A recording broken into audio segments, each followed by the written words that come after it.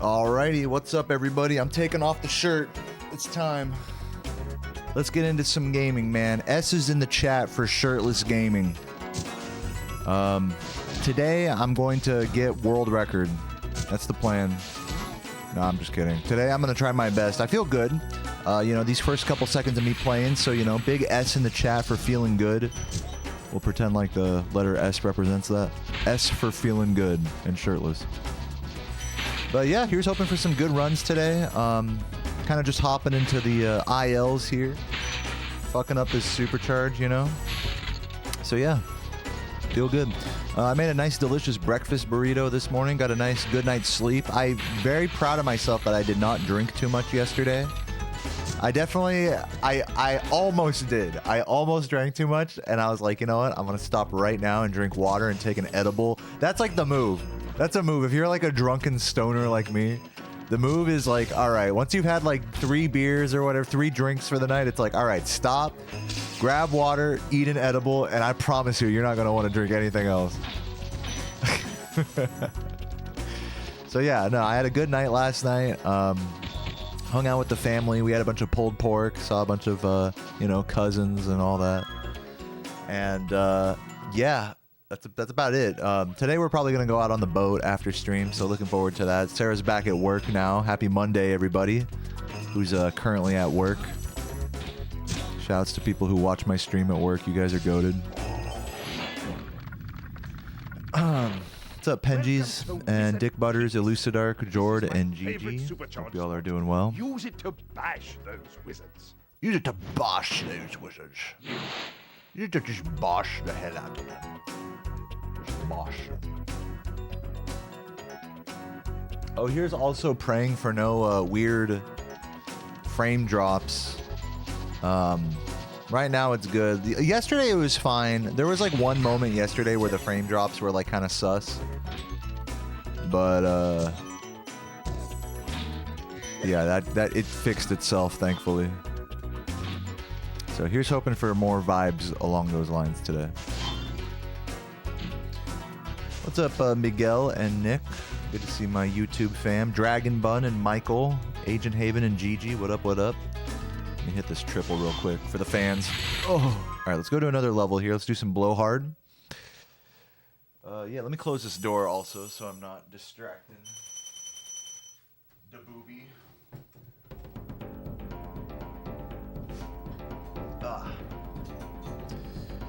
Hey, good evening, Nick. Hope everyone's doing good today. I feel pretty solid. I feel pretty good. So hopefully we can take that into the runs. Yesterday, as a little review of yesterday, I think I had a really good approach yesterday, good attitude. I basically started the day with a no reset. I didn't really intend to do this, but just ended up what happened is I started the day with a no reset, and then Nick, thank you for the 2 pounds, by the way. Appreciate that, Nick. Hope you're doing well. I started the day with a no reset, and then basically just reset for the rest of the day. Reset a bunch of runs. Some runs had more, you know, hope potential than others. But yeah, I actually don't regret it. Even though I don't like ending my stream on like a not finished run, ending my stream on a whimper. It was still a really good grind yesterday, you know, despite resetting for just so long and not finishing a run at the end. I think I kept a pretty good attitude. A little bit of self-loathing, a little bit of bitchiness, but nothing like soul crushing, you know. That's really what you that's what you want. It's fine to have that little bit of self-loathing, but as long as it doesn't turn into like self-hatred or like futility, like the world is falling, you know, apart around you type of shit. As long as it doesn't get like extreme like that, I think it's fine. So I think I kept an overall good attitude yesterday. So I'm hoping actually for something similar today. Thanks again, Nick. Love you, man.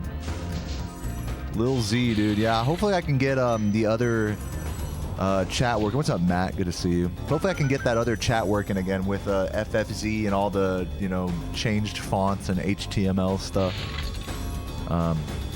But just waiting on my guy. The chat guy, HP, who is making the other chat, he's in the middle of like life stuff right now, so it'll be probably another week or so before that shit's all fixed up and ready to go. Work in progress type shit, but you know, for now we get the janky non-FFZ chat. The monochromatic chat. You guys are all blue names down there. So yeah. We're working on it. Let's head over to Metalhead. Let's go to Metalhead. Yeah, it's actually easier for me this way, Penjies, as you know, because I can just read the emote names out loud, and it's like, it makes more sense in my mind. I know that's like not how it's meant to be, but... yeah, Lil Z is like one of the few FFZ emotes that I actually know by name and picture. What's up, Katuli? MySpace Core. Dude, yeah, literally, that's what the new chat's gonna be. It's gonna be MySpace Core. People are gonna be like doing like glittery messages and stuff. Like little cursive fucking Unicode vibes.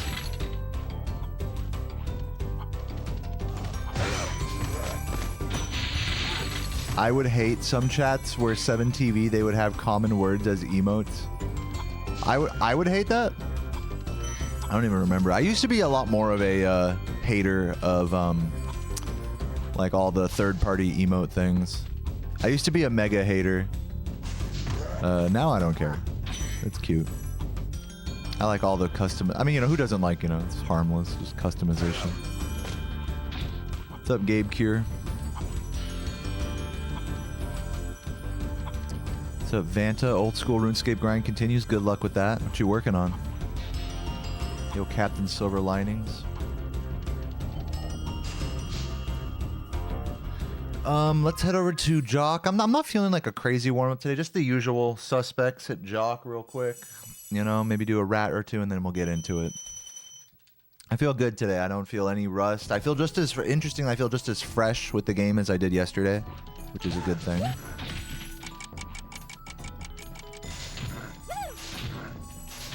So yeah, good vibes today. Whoa, did not mean to jump charge.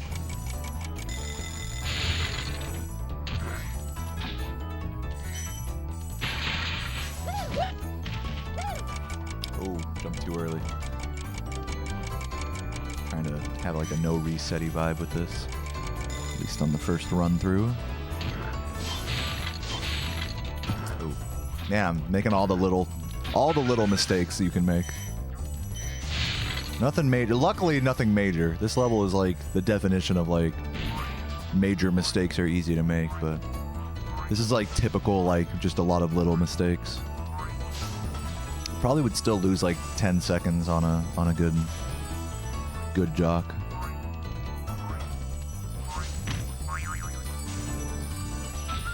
I remember on my Thai world record, I fucking bonked on that. Bonked right there on this thing. If only. We feel as fresh as today's sponsor, HelloFresh. Dude, speaking of sponsors, I fucking got a, ironically enough, I got a Raid Shadow Legends sponsorship. And it's not even going to be like a stream, you know, or like YouTube video even. It's literally just like, I have to make like a vertical video for their website about like how like, oh, I used to, you know, I was a gamer my whole life. But I just couldn't, as I grew up, I just couldn't find anything that really tickled my fancy. And that's when I found Raid Shadow Legends. It's like the boo-doo-doo-doo-doo-doo, you know, the acoustic guitar music, Viagra commercial type vibes. I used to be a limp dick gamer. And then I played Raid Shadow Legends. So join today. So yeah, I started a video like that. And sent it over to the people. We're still drafting it right now.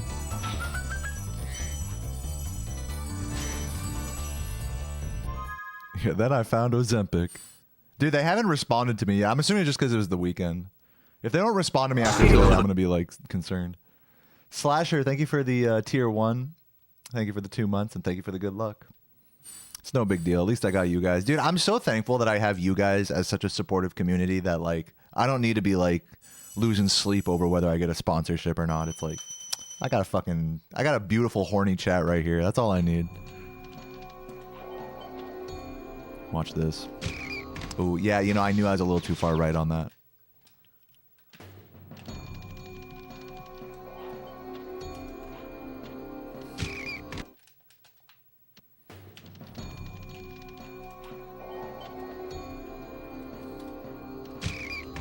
Ooh, that was promising. That was a good like setup, like on the rat itself.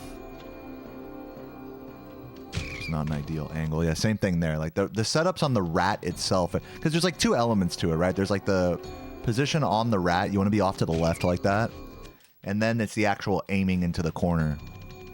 So right now my rat positions are good, but my rat positioning is good. The actual rat position, there's like three elements to this. There's like the position the rat ends in, like that would be a good position. That's a good rat position, right? But then there's the rat positioning, which is like where I am in relation to the rat. Like, so this would be like pretty good right here. And then there's the actual proxy, the corner, like the angle of attack.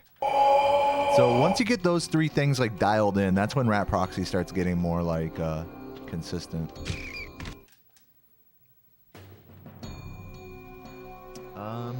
Bradley with the tier 1. Thank you for 9 months. Man, it's been a while, Bradley. It hasn't felt like 9 months, man. Well, GG's to you, and thank you for the good luck. GG's on the Spyro 2 lately. How's the PB looking? Are we in the... you got to be in the 140s by now, right? Am I off the mark there? If not, you got to be close. Either way, good luck to you, sir. Big respect for your grind lately. 147, nice. Yeah, you're gonna... Dude, that's the fun thing. I was saying this when I was around that PB level in Spyro 2. And granted, I'm no fucking like expert at Spyro 2 or anything, but when I was going through the low 150s and high 140s, I remember really feeling like, this is like a golden age for me as like a Spyro 2 runner. Because that's like the point where you start to really get in tune with like the mechanics and like optimizing the movement and stuff like that. Like you have the route now, you have like the strats that you do, you have the muscle memory now. Now you're starting to really optimize a little bit. And you just really sail through those, you know, those 140s. It's a really golden era. I would say it's the same way in Spyro 1 as you get through the high 130s. It's the same way. Like low 140s, high 130s. It's like, all right, now you're becoming like an expert, almost. You know, an expert, maybe not a top level player, but at least like a somewhat like expertise. Like you know what it takes to get a good run type of shit. So yeah, it's a real golden era going through those times.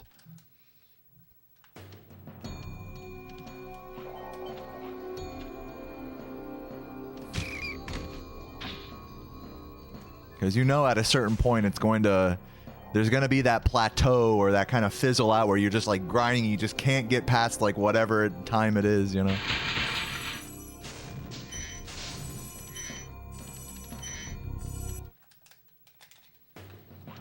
But you will.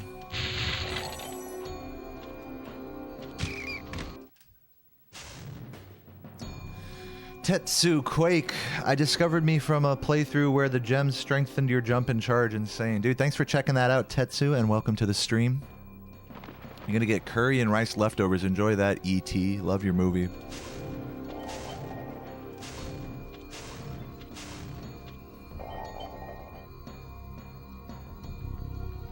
Somebody translated my name up there. Cool. Thanks for watching. What's up, Kin? How you doing?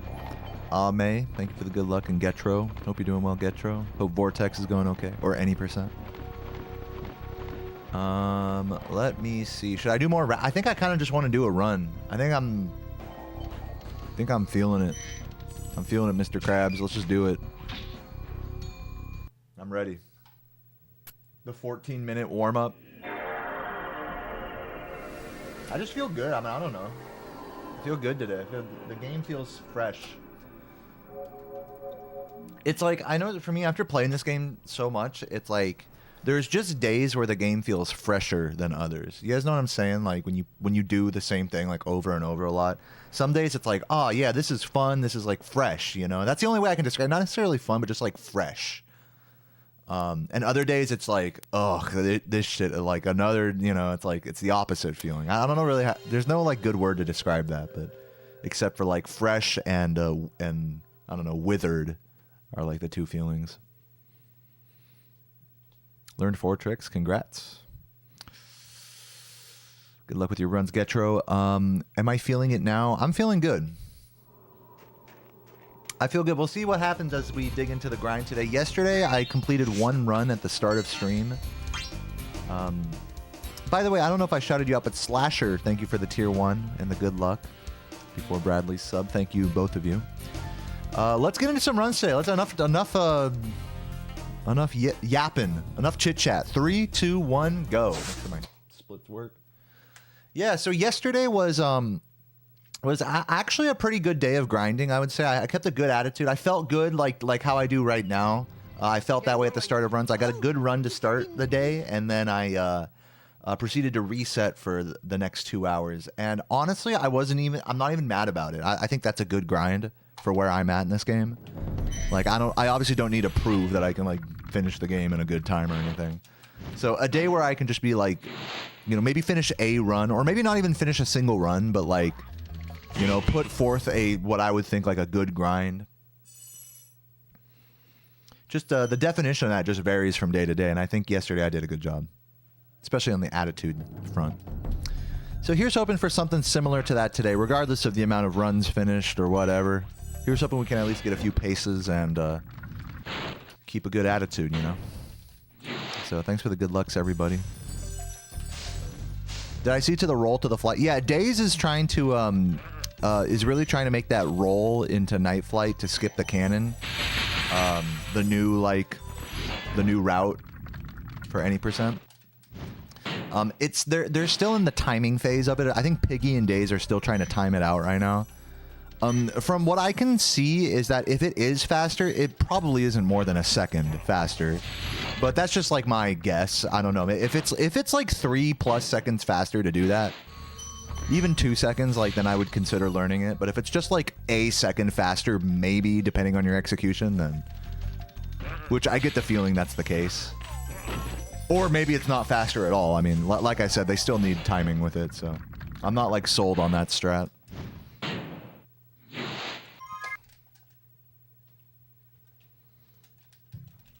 But it is cool. It's a cool little roll. Not to put it down or anything.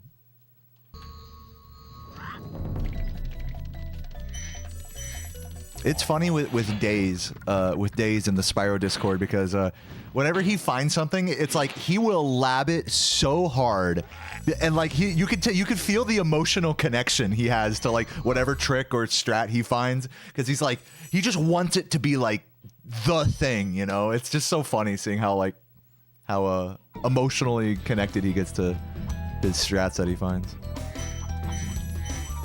And also, it's not to make fun of him or anything. It's like, I'm the same way with you know, anything that I found. Like, for example, I found like my strat in, whoops. Oh my. This is really good, you know? I'm just so emotionally connected to this. Try another run. I found like in 120%, I found the optimal Twilight Harbor route. And whenever people don't do it, I'm like, oh man, come on, you gotta do my route, you know, blah, blah, blah. My single death abuse route. It's even better than the proxy route. And you know, it's like at the end of the day, like the difference between that and the proxy route's like a second maybe. But it's like, you end up getting like really emotionally attached. You get the ego trip about whatever stuff you find. 3, 2, 1, go. And so I definitely see that, you know, I see that feeling that I felt myself. I see that in Daze. So it makes me laugh. It's a funny thing to me. Okay, rolling. Oh, it's been peaceful. What's up, Pete? Practicing Twilight Harbor Supercharge? It's a fun level to practice. I'll go so far as to say that. Just coming up with different little Supercharge ideas and stuff. Just retry that. Here comes the resets. Alright, now that I'm like in like a resetty mode, I'm gonna try to focus up and try not to be resetty. Because right now I'm like settling into like, okay, let's just reset a bunch. No, let's try to push a little bit harder, if that makes sense. Okay, rolling. Oh, it's been... Oh no, oh man, the fucking internet's doing the thing again. We'll see if it fixes itself. Yeah, it's like okay right now, but yeah, if I drop frames or anything, or like the video player freezes, just refresh the stream and make sure you like scrub forward on the video player if you're watching on YouTube. My internet went wonky there for a moment. Luckily, it was just like yesterday that happened, but it didn't like last too long. Right now, it's kind of stabilized, but if it happens again, I'll try to let you guys know.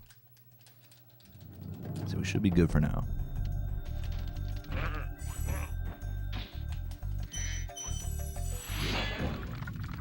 What's up, Ozzy? Oh my god, hi. The fucking yellow guy in Dry Canyon. Oh my god, hi. He just fucking like dies in front of you.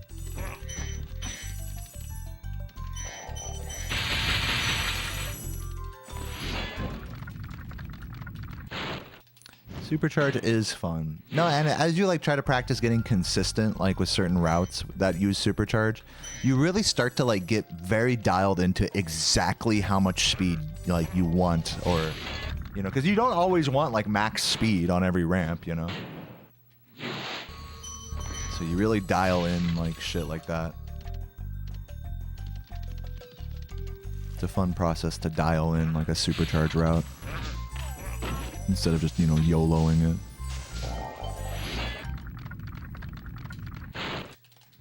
it. In Twilight Harbor, you want, like, as much speed as you can get generally, though. As far as I remember. Because you gotta grab, like, in 120%, you grab the boxes, you know what I'm saying? So you gotta, like... for me, it's like you do, like, you grab the boxes, turn around, jump charge into the thing, which isn't technically the most speed you could get, but... Like, you know, you're working out the whole context of everything.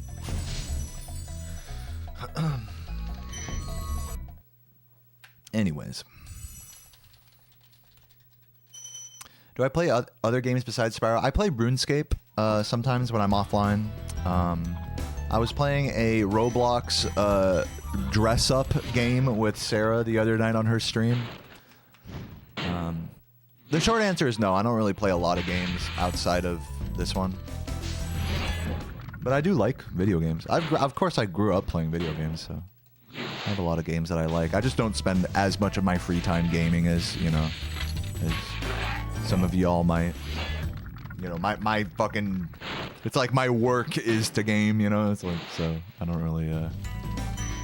When I get done streaming, I'm not like, okay, let me load up another game here. It's like, no. I'm about to go outside type of thing. So, surely that makes sense.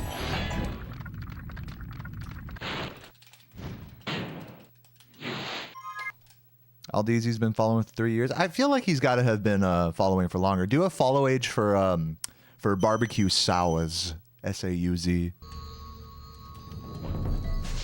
Or Kemba Waka Flocka. Or link it, Craig. Craig might have one of the longer follows now. Do I still do Morrowind streams? Yeah, back in 2021, I did like Morrowind streams. Like I would like do speedrun for like 3 hours and then just like play Morrowind for like 5 hours. And like get drunk and order a pizza and shit. I don't do that so much anymore. Yeah, there we go. There's some of the longer follows there. 8, 9 years, respectively. Aldeezy probably unfollowed and refollowed, like, or something like that. Which, by the way, I don't hold that against anyone. You know, it's all good. Do I prefer sleeveless t-shirts or regular? Well, a sleeveless t-shirt is just a tank top, right?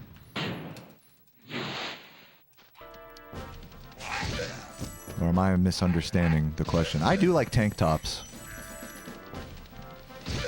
Especially out here in the summer heat.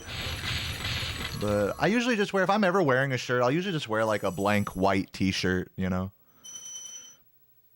It's like some Hanes type shit. You like torso-less t-shirts? Just only the sleeves? That's quite a statement. Fashion statement.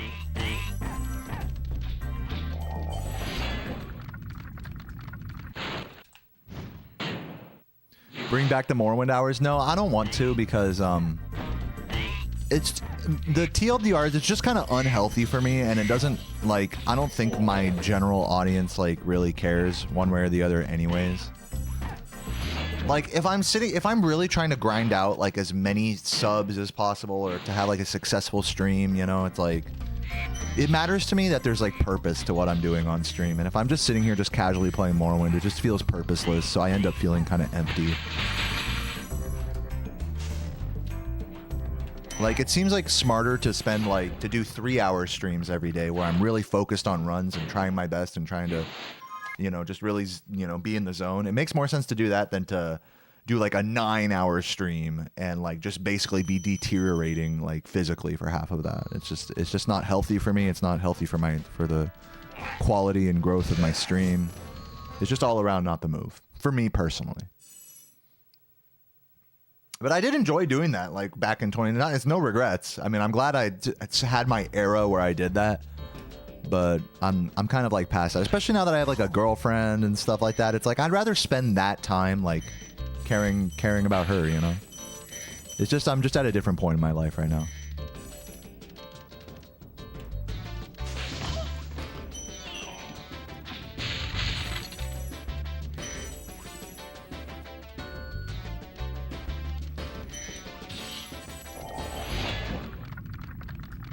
You guys are lagging. Right now it seems fine. Try refreshing and scrubbing the VOD forward. It might have dropped a few frames there for a moment, but it seems good now.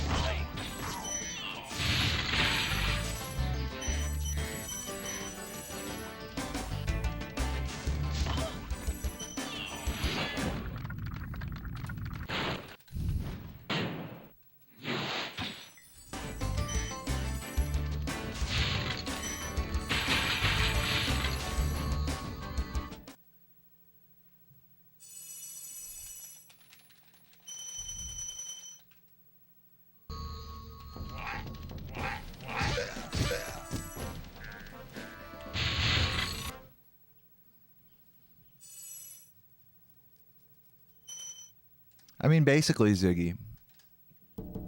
Yeah, I don't have anything against, like, just going full degen mode and, like, just fucking playing some casual game after runs. Like, I definitely encourage speedrun streamers to do that if you know, if they don't got anything else going on. But that's just the thing, is, like, most of us are humans with, like, real lives that have other stuff going on, you know? Look, and I'm not going to sit here and tell you guys I'm, like, the busiest person ever. It's just, you know... Just a preference. It's just a preference for me not to just fucking wither away on camera in front of you guys. I know, crazy concept. I just wasted a bunch of time ranting there. Let me focus up a bit.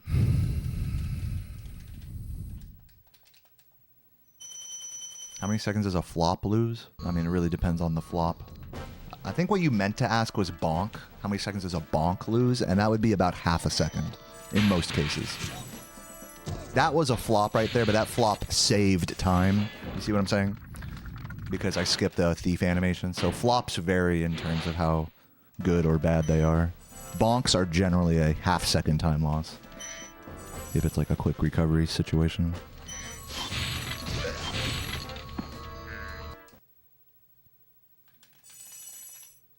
How do I think Spyro would have been this good? Do I think Spyro would have been this good without Copeland's soundtracks?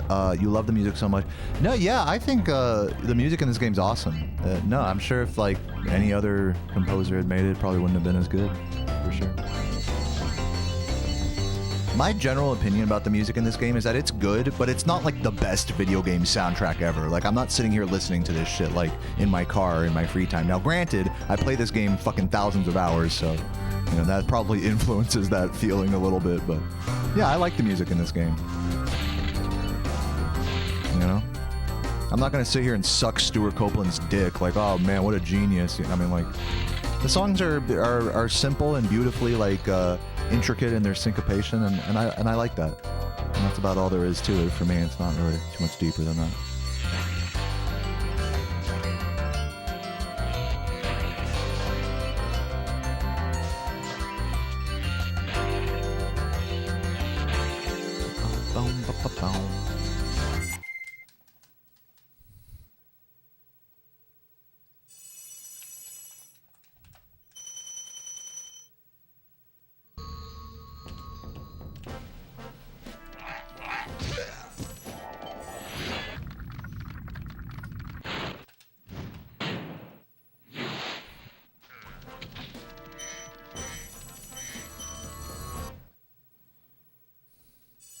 Yeah, I mean that's a common thing, Penji. People just like whatever is their favorite game. They're like, okay, this is the best soundtrack. If whether it's just good or whatever, it's like, no, it's the best. Like, all right, calm down. No, but it's all good. I know you guys love the Spyro music, so I really am not trying to talk down on it at all. It's really good. It's good stuff. It's not life-changingly good or anything. I'm so sorry if that makes me sound like a dick or something. It's just simple. I mean, there's something beautiful about simplicity. Like, these songs aren't complicated, you know.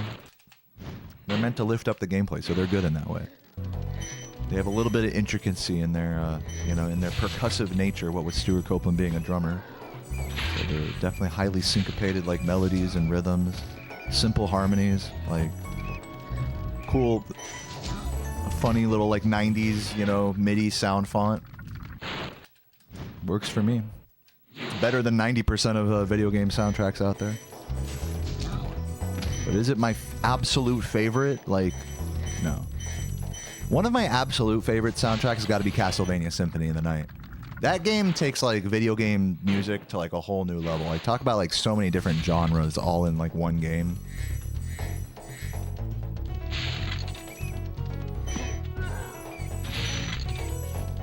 So you compare a game like this to a game like that, like OST wise, and it's just so different. It's like the depth is a big difference, you know.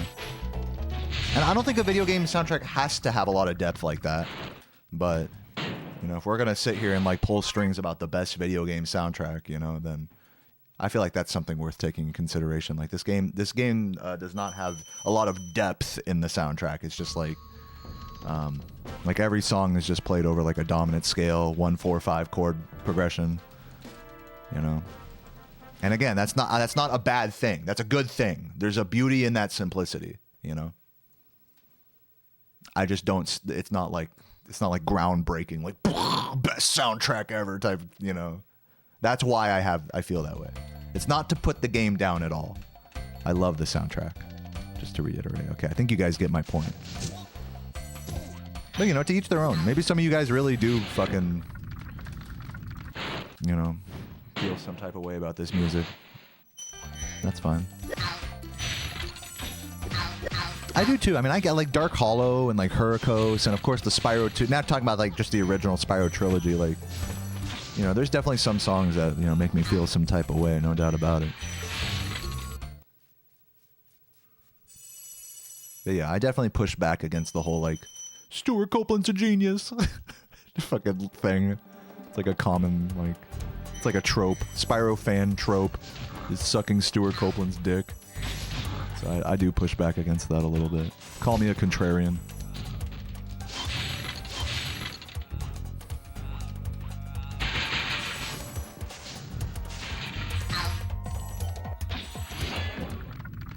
Tim Fallen is a genius. Now that guy is talk about a genius with like, you know, with limited resources in a time where making video game music was like not hardly even a thing. You know, that guy was a fucking genius.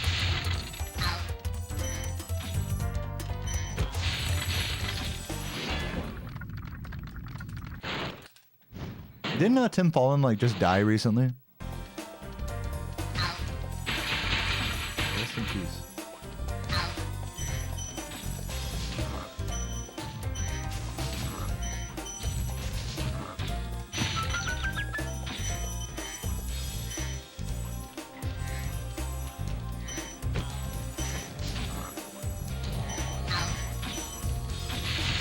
Yeah, Tim Fallen like laid the. I will suck his dick because that guy like laid the foundation. He like paved the way. His music was ahead of its time, you know. It's like it's the building blocks for an entire genre of music that we know today as like chip tuning, you know. That Tim Fallen was like maximizing back in like the mid '80s, you know, late '80s. He's like the godfather of chip tuning, really. So like to be such a pioneer like that, like when I look at the Spyro soundtrack, Stuart Copeland did like a really good job with the tools that he had here and made a great soundtrack. But I don't think this soundtrack was like ahead of its time, like setting the paving the foundation of like an entire genre of music. See how like different worlds of like, if you're gonna call someone a genius, you know what I'm saying? Like, and to be fair, there is something to be said about Stuart Copeland, just his impact on the music industry in general, that you could like make a broader argument about his career being very like, you know, impressive, and he's a genius for the whole scope of his career. But for just this game, I feel like it's a bit of a stretch, you know. For his whole career, yeah, sure, Stuart Copeland's a genius, you know. Talk about being a pioneer of like rock music with the Police and stuff like that, but I don't know. I really don't mean to sound like a hater or anything.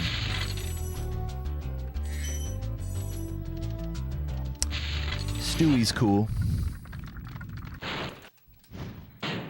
Yeah, man, did a good job. Dude, Echo the Dolphin, classic soundtrack. What's up, Bonnie? Thanks for the good luck. Wikipedia says he's alive. Oh, my bad. I'm sorry if I misquoted Tim Fallen being dead. I didn't realize that. He's still alive, apparently. My bad.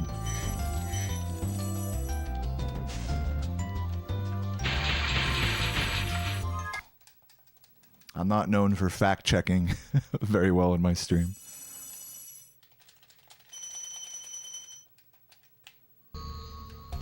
Oh my god, come on. Touch the fucking dragon, dude. Why do I suck? What the hell was that? The most fucking painful dragon touch. Something tells me this run's not gonna world record. Yeah, at least the gem count's solid. I don't think I've missed anything too major so far. That could change here. We'll see. Focus.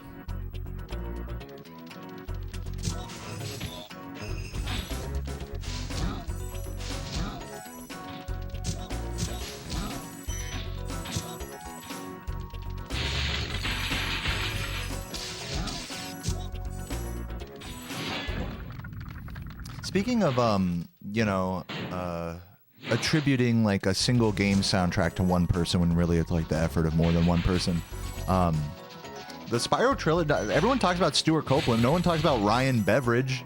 Hello, that guy fucking made most of the tracks in Spyro 2 and 3. Right? Is that correct? Someone fact check that. He definitely had a big impact on the on those games' soundtrack in particular. Yeah, and his last name is Beveridge, which is fucking hilarious.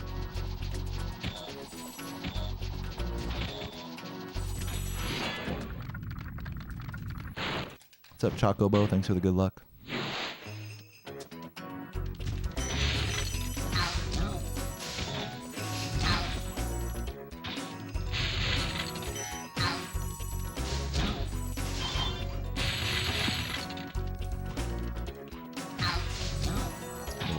Because I thought the metal guy was going to move and body block me, so I had to play that safe.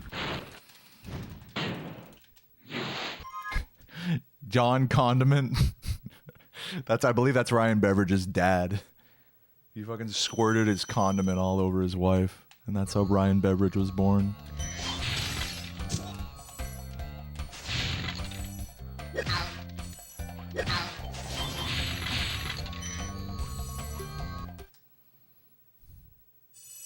Yeah, I'm losing a lot of time. I don't think this is going to record, but this is still a solid run. I'm going to keep this run going as much as I can here.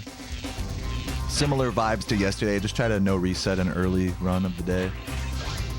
See if we can't make it something good. And then we'll start resetting a little bit more over runs like this. Yeah, the lore. His mother was Nancy Entree. Yeah.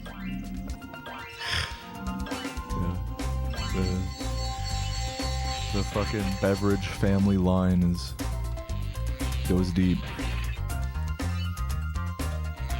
She was the whole meal, if you know what I'm saying.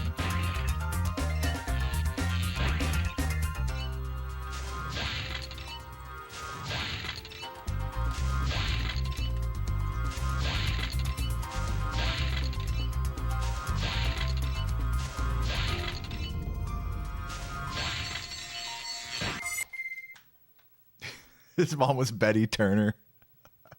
Yeah, I still have that thing. The fucking Lazy Susan. Dude, Betty Turner is a better name for that though, because it turns. It's a fucking circle that you put like furniture on that turns. So it should be called a Betty Turner, not a Lazy Susan. And let me tell you, you can't be a Lazy Susan to fucking set one of those things up. They're annoying to get working. If you have a piece of furniture that's heavy enough to require a Lazy Susan, I mean, you got to be, you know, on your fucking not lazy shit to get that set up correctly. Without fucking breaking your back. So yeah, petition to rename Lazy Susans Betty Turners. I missed that. Yeah, I barely caught the normal cycle, which is fine, I guess. I'm just generally playing like on a slow pace here, but it's fine. Yeah, Industrious Susanna. That's a better name. I agree.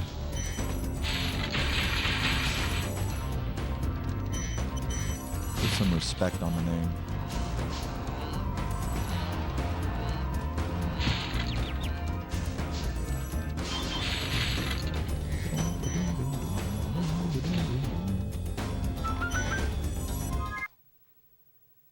What's up, Goyle and Dragonbird? Good to see y'all.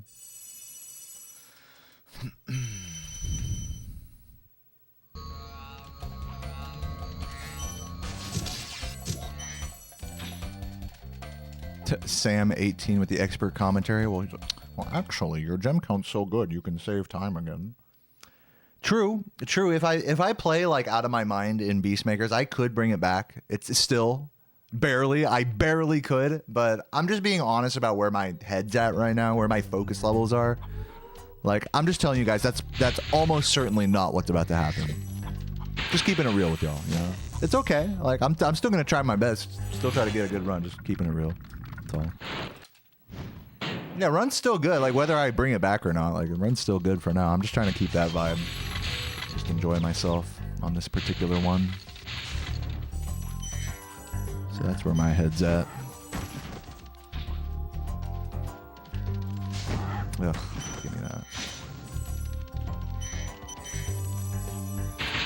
I probably could have just skipped that yellow since I grabbed pretty much every other gem in this round. But should be over 500 here, I'm guessing.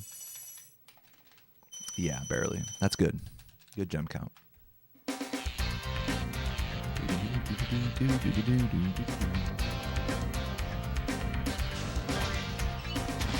Nothing like a nice solid pace to start the day without the pressure of it being world recordable. Feels good, man. I may be coping, but I feel good. I hope you guys do too. I hope everyone's having a nice day today.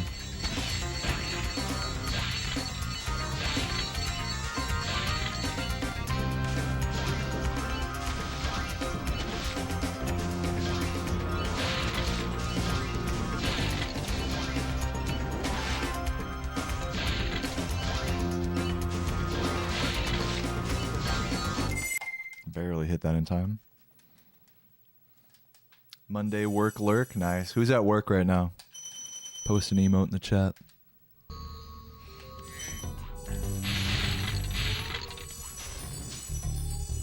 Yeah, Monday off noise. It's probably late for a lot of you guys, I'd reckon. Wouldn't surprise me.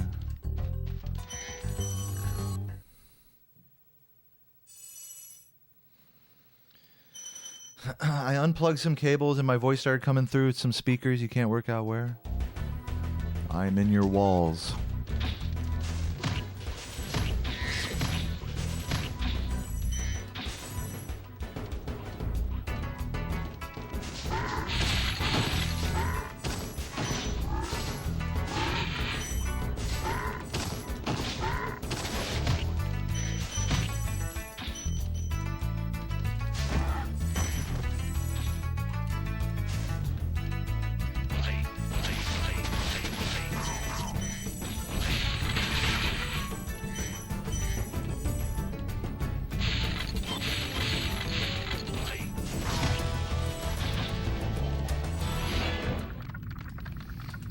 How do I feel about the Reignited trilogy? It's cool.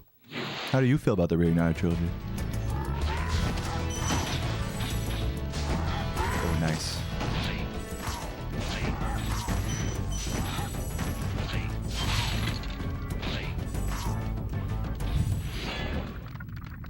Cool. You feel cool?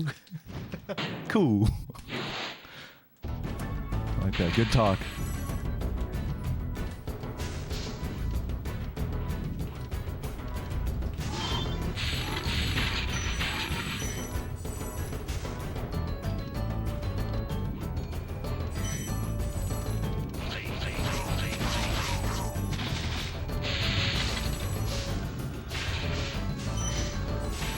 Oh, I have to do this.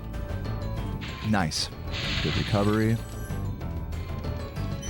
You can only land on one polygon on that little pole there. What's up, JX? Or, I guess good night, JX. Thanks for popping in.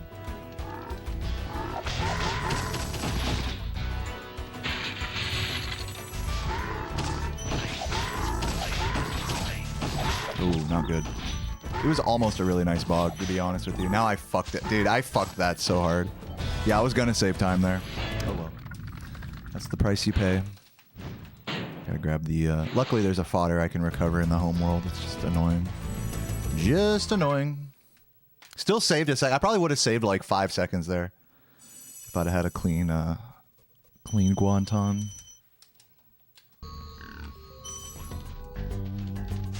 Uh-oh. Okay. He doesn't see me. We're good. If he's off camera, he... Oh, no!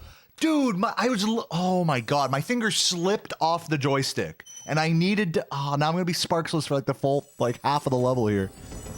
I was literally trying to go around the portal to grab a fucking chicken and my finger slipped, dude. That was so unfortunate. Sad moment. Whatever, I got this. Quickly. Oh, man, he's catching up quick.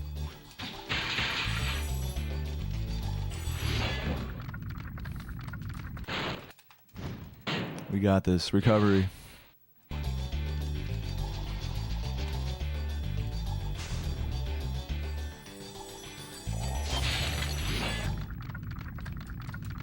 This is going to be the awkward part of the recovery. I have to like walk through all these.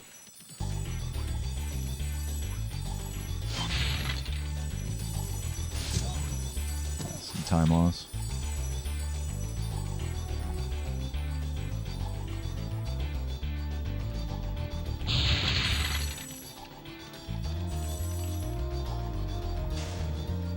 I have to grab the chicken down here. I have to grab Rotis. The chicken.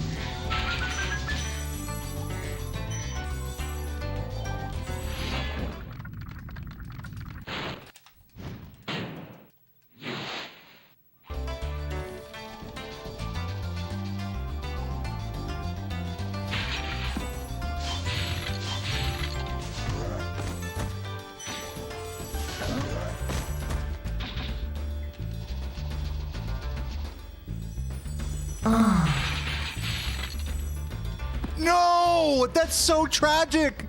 Why am I experiencing like a Shakespeare level tragedy right now?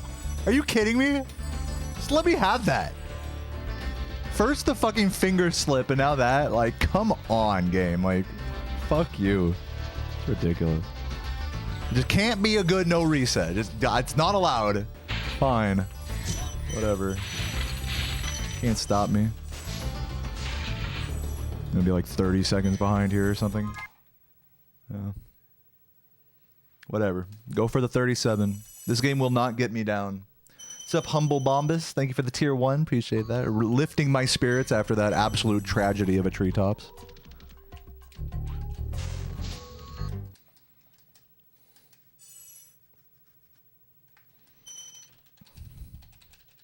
Thank you, Siyun, for the good vibes.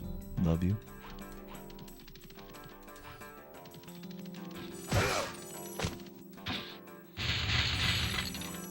Surely I'm overgemmed here, so... I didn't check the exact amount that I was overgemmed, so I didn't quite... I'm not going to quite maximize this metalhead route, but that's alright. Is it better to take the death? It's questionable. It might be better to take the death there. I probably should have grabbed the blue gem there, but whatever.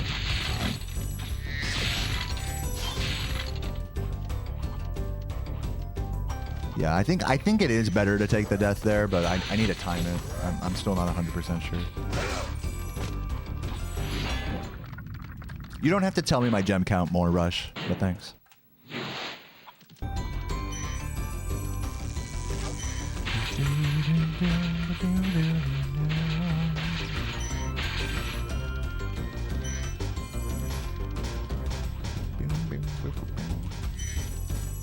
I gotta say, pretty chill, no reset, all things considered. It's a good test of my willpower right now. Having a run that's barely not world recordable, you know, suffers some really unfair, dare I say, mishaps. But it's still keeping it moving, keeping it strong regardless. It's good mental practice.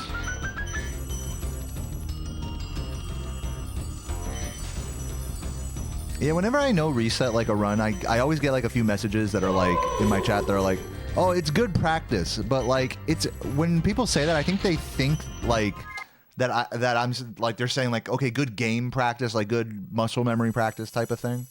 But in reality, it's more, hold on, what do we have? Yeah, but in reality, it's more like mentality practice more than it is like actual gameplay practice for me. True Purple, thank you for the resub. So if a run I know is going to result in like just bad like mental health implications, I'll usually just reset it. That's usually like the big thing for me. Today I feel pretty mentally strong, at least at the start of my grind right now. So this run is good mental practice.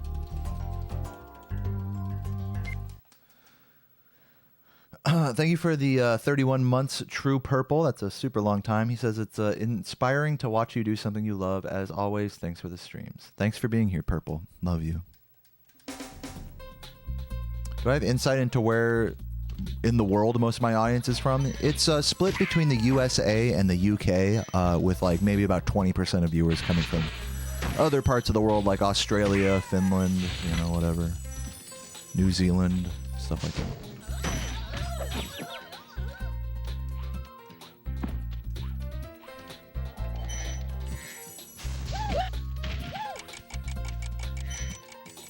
Ooh, I have to find this idiot. Forgot to grab an extra sparks. That was on me there.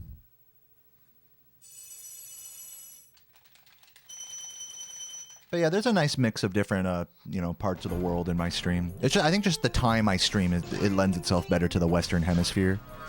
Because it's like pretty late if you live like in the Eastern Hemisphere. But wherever you are, thanks for watching.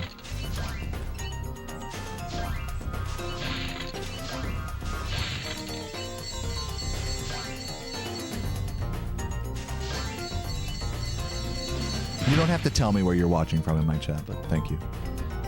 I know we're about to get a bunch of nationalism in my chat here. Go Uzbekistan! I'm your one Kazakhstani viewer. Please notice me. Thank you.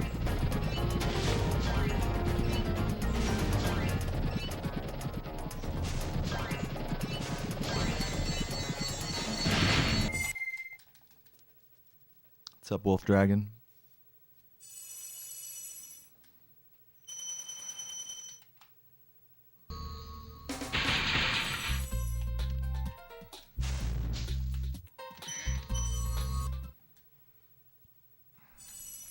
You dumped your consciousness onto the cloud. This dude's ahead of the curve. All right, we have just enough gems to do the route here, so let's nail it.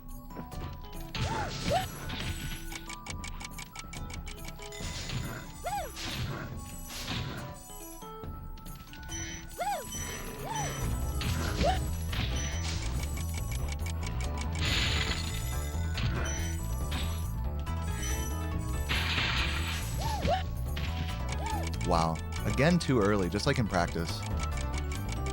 Yeah, it sucks.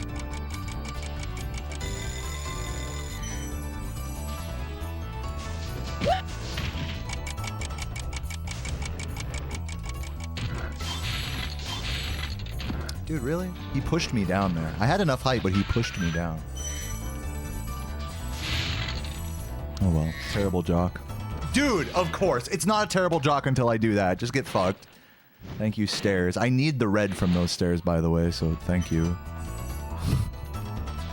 Frustrating run, dude, to start the day. It's like almost good, and then something like that happens. It's like, wow, cool, that was totally my fault. Sure, yeah, okay, yeah, fuck you, dude. This run really is testing my mentality, for sure. Bullshit. Still 37 pace. Still 37able if I first try rat. Like, just barely first try, you know?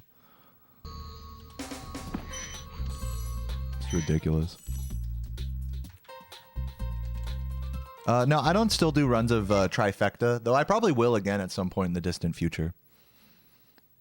For now, I'm just grinding any percent. I have to stay focused on just one category at a time if I'm trying to get like a 36 here, you know? So I hope that makes sense.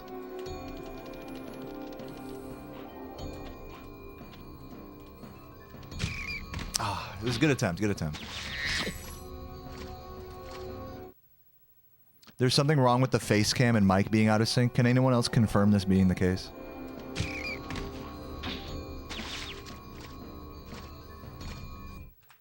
Test, test, balls.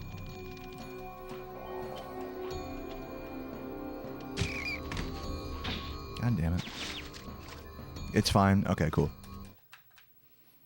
Please give it to me before the game over. What the fuck? That was such a weird one. Not what I meant. Bone dance is a funny category. Yeah, this is just one of those meme categories that really caught on. What's up, No Dream? Thank you for the tier 2, by the way.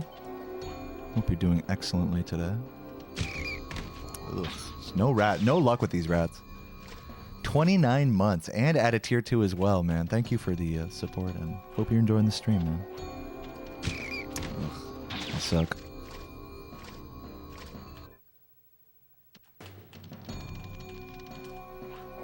Can we do it off to the right here, maybe?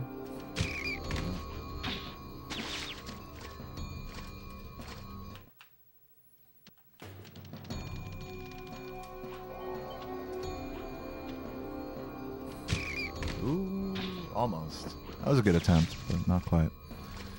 That rat was just close to the wall there. It would have worked otherwise if he was a little further back. Yeah, same thing here. Come on! Damn it, dude. It's like I'll get like a frame closer every time. Man, this run sucks. Where's Pete? He was here earlier. Why? Do you want to tell him how much you love him?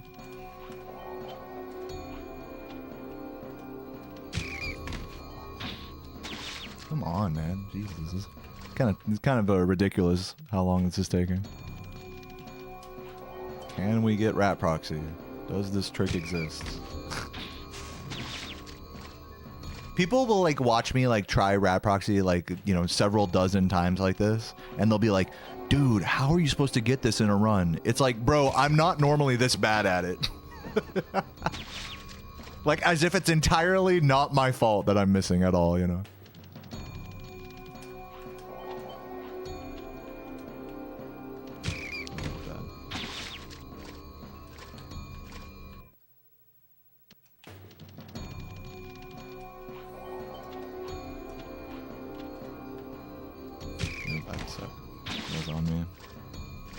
Yeah, most of these attempts are my fault. How does it work? I stand in front of the rat, I charge, and that kills the rat, knocking it forward in the same direction that I'm facing. And then it's because it still has collision, I squeeze. There it is. I squeeze between the rat and the wall, launching me up on top there, and you can just go through the top of Nasty's dragon head. There's no collision on it.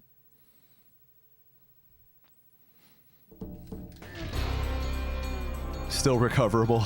We got this. World record, what is it going to be, like a 41 or something? How much time did I spend on that rat? Yeah, 3-4 minutes. Pretty bad rat. Hopefully we got all the bad rat karma out there with that run.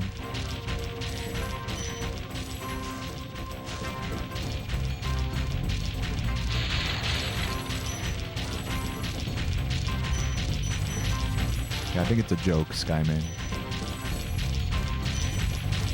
I too am bad at reading sarcasm in a Twitch chat. Don't worry, I'm also an idiot in that regard. JS, thank you for the £2. He says, what if Insomniac bans me? Well, that's not gonna happen. The only thing I'm scared of being banned from is the actual like speedrun like leaderboards / community of this game. If Insomniac or Toys for Bob, even if they came outright and said, we don't support speedrunning, you have to play the game the way we intended, which that would be super dicked if they did that. They'd get a shit ton of backlash if they did. But let's just say that that happened hypothetically. That still doesn't affect me. They can't go and patch this game, you know? Now there's order again in the Dragon Kingdom. So I win either way. And thanks for the £2. I'm gonna go pee. I'll be right back. I'd say the sky's the limit. More runs incoming. Stick around, and if you're enjoying the stream, feel free to drop a, you know, if you got like a Twitch Prime, any Amazon Prime users on YouTube, feel free to click the link to my Twitch chat down below, and hit me with the free Twitch Prime. It's free money for me basically. So, thanks in advance if you do that. I'll be right back.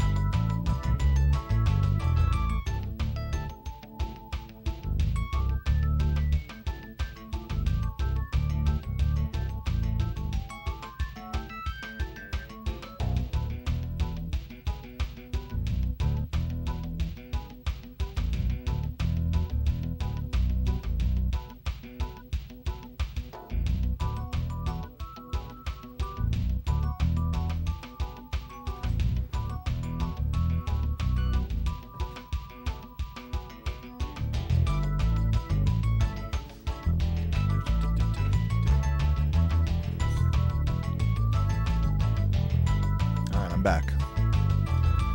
Like the stream. Yeah, if you want.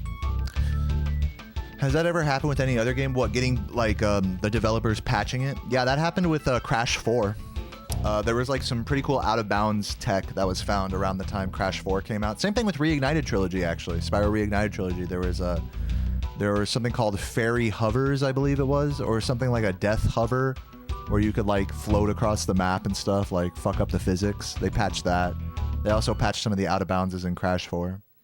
Yeah, dude, speedrunning a new game like that is like, it's kind of an arms race between the speedrunning community and the developers. It's very rare that you'll see like a very high profile game be embraced, you know, for its flaws, you know, in speedrunning without it getting patched at some point.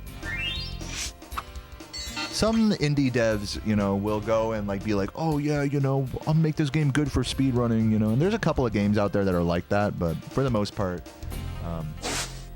big, especially like big AAA developers, they're not like gonna endorse people breaking their game like that.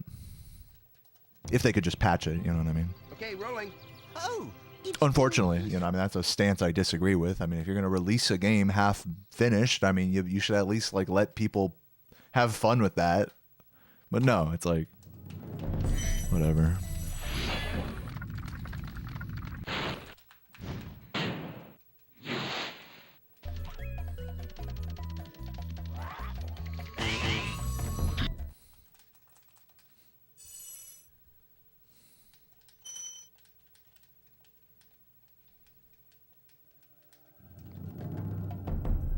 Yeah, there should be like, at the very least, if you're gonna be a dev and like patch a game that you know speedrunners are exploiting, I think it's fair to at least like give the option of down patching, like on the game's launcher or whatever. A lot of speed games, especially PC games, you have to like down patch them. I know that's the case with like San Andreas. You have to down patch that game, especially if you use the Steam version. And that's just like a whole rigmarole trying to downpat. You know, it's like something the devs didn't really intend you to do. So it's always like some weird tools and shit that you have to download and whatnot. That's why I'm glad I don't run PC games, man. It's just way more headache than it's worth. Also, I'm dog shit at mouse and keyboard, so there's that. Are we on cock pace? We're definitely on cock pace right now. Definitely took a lot of cock on that bonk just now.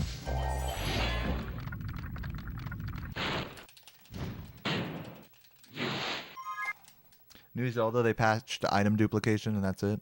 No, that's cool. I didn't even know about that. Tears of the Kingdom. I've been watching a lot of Player 5 speedrunning Breath of the Wild. I just like Breath of the Wild more than Tears of the Kingdom. I'm sorry, guys. Like, as a speedrun and as a casual game, I just think Breath of the Wild is like the GOAT.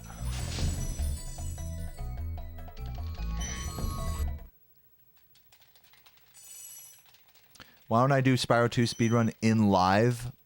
I have done Spyro 2 speedruns in live, but right now I'm trying to get a really strong world record in Spyro 1, so I'm just focusing on Spyro 1 right now. I hope that makes sense, and thanks for watching. I tried to say that really slowly, so that way you could, like, understand. That felt like an English second language message, so trust me, I'm trying not to be patronizing here.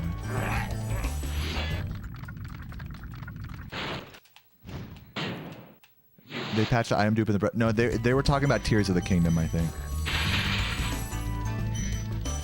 I think you can still item dupe in Breath of the Wild. I think, I don't know. What's up, Jazza? Mr. JX Alt in the YouTube chat, good to see you.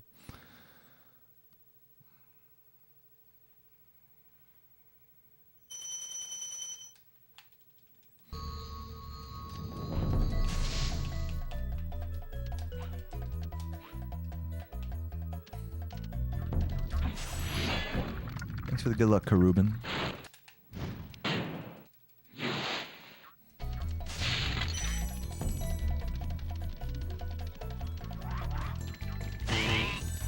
I like that flame charge.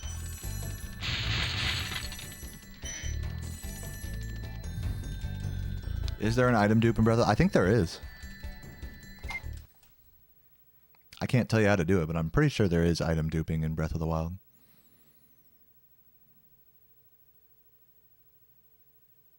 Can you dupe sparks? No. You can do an invincibility. You can do several invincibility glitches in this game that basically take advantage of the fact that like interrupting damage when you're out of sparks. You can cause Spyro to be invincible that way, amongst other ways. But no, you cannot duplicate sparks.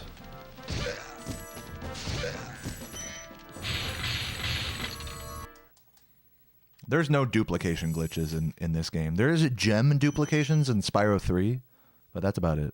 Well, thank you for the Prime. I'll take a look in a sec.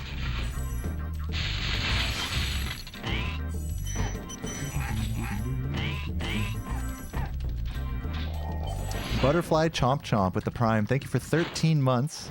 They say, hey, Deo, good luck, have fun. Thank you, Butterfly. I will. I hope you enjoy the stream as well. Cute chat.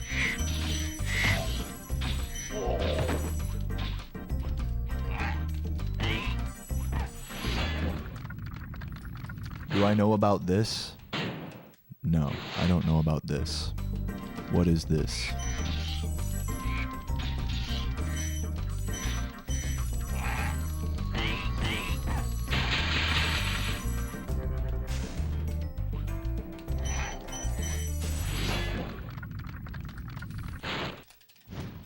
Wife was leaving for work. Hey, welcome back, Wiz. Hope you're doing well. No, we just finished one like pretty mediocre run to start the day.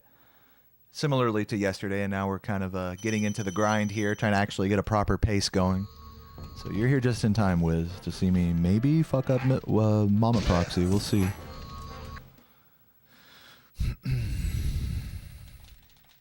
Who found the Spyro 3 gem dupe? Well, there are several gem dupes in Spyro 3, and several of them have been known about for a really long time. The biggest one was just found out about a couple months ago. I made a video about it. I forgot the name of the guy that found it.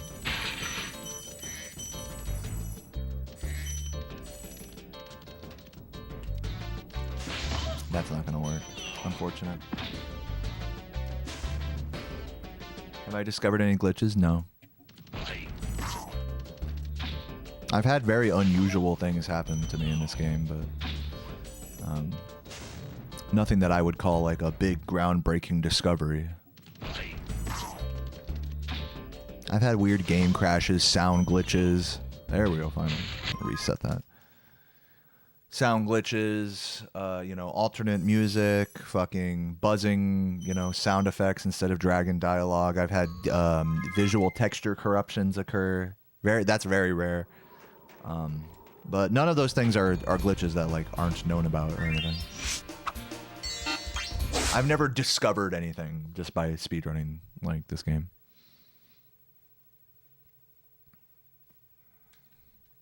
Nothing noteworthy anyways. Okay, rolling. Oh, it's been Sake bomb in Japanese Spyro. You know, Alessio, I made a whole YouTube video where I did that. I don't know if you're referencing that, but just look up drunken 120% run on my YouTube channel, and you'll see me doing exactly that. I took a sake bomb for all 6 homeworlds. 6 sake bombs. I was fucked up, dude. I remember the hangover was so bad the next day. That was probably the drunkest I'd ever been playing this game.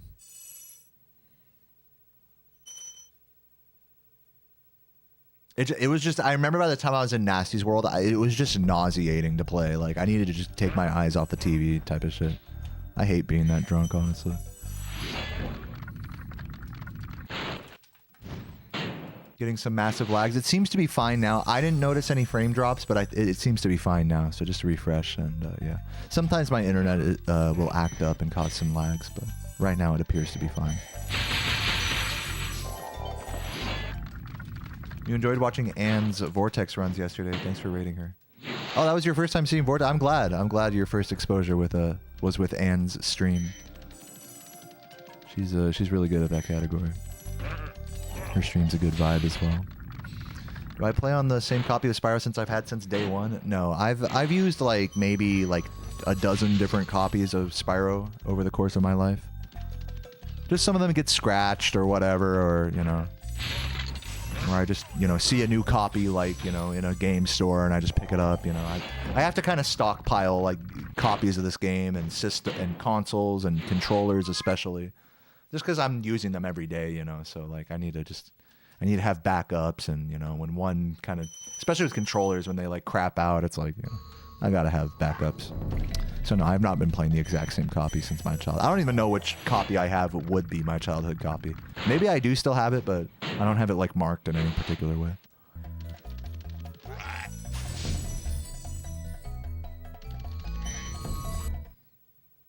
Yeah, I agree. She is insane in a good way. Do you own any other PS1 games on... Yeah, I have a whole booklet full of PS1 games. Some of my favorites are Toy Story 2, A Bug's Life. There's some other games I really like on PS1. I don't know. I'd have to look through my booklet. Dukes of Hazzard. I like that game. I've had a lot of odd random games from when I was a kid. I never played many PS1 JRPGs, so I remember as a kid, and even now as an adult, I really find myself looking through all like the platformer and movie license games. I still haven't played Medieval before any of you guys ask. I have not played Medieval yet. One day I will, I promise.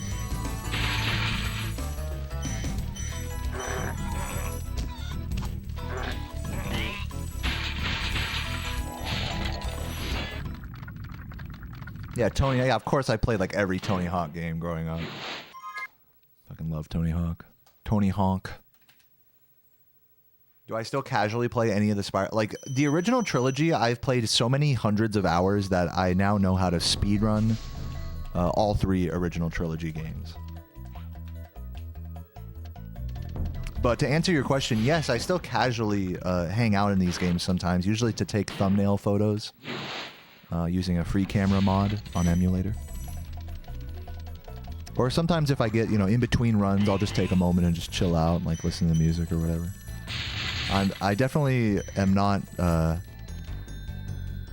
not above casually experiencing this game just because I speedrun it a lot. I want you to know, those of you who casually I always say this anytime this topic comes up about casual versus speedrun, is that even though all you see is me speedrunning this game and trying to go fast and stuff, I've played this game casually as much or more than all of you have. So just bear in mind that we're not so different, you and I, okay?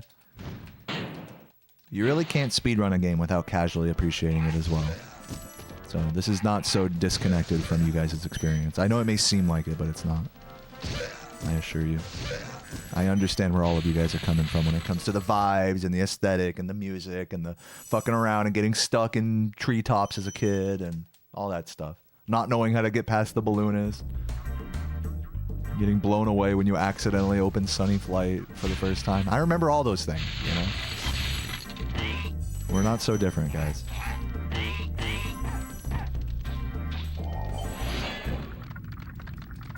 No, literally, I'm like Dr. Evil. We're not so different, you and I. Exactly.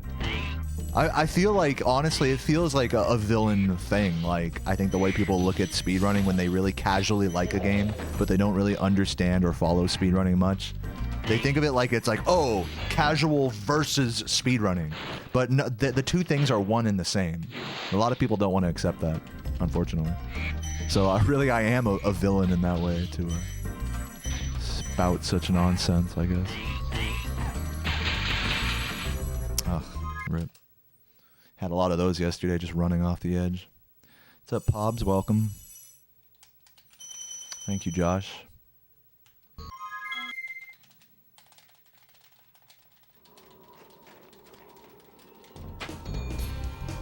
Yeah, not figuring out the whole... Because, like, if you can't get to you don't do the full supercharge in Haunted Towers, it's like you're missing, like, 150 gems or something. It's like you're, like, some crazy amount of gems. So, once you 100% the level, but you haven't done that area yet, it's like, how am I missing? You feel, like, extra stupid in that level if you, like, don't get to that secret area. I know the feeling. Thanks for the good luck, Beast. What up, Boomy?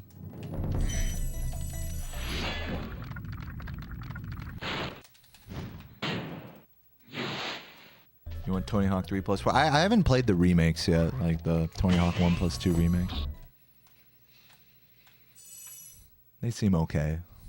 I'd rather just play the original games.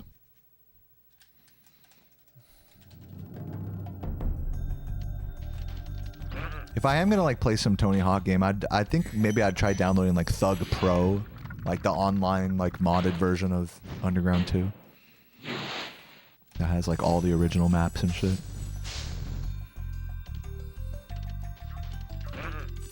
Well, you prefer the remake over the original? That's cool.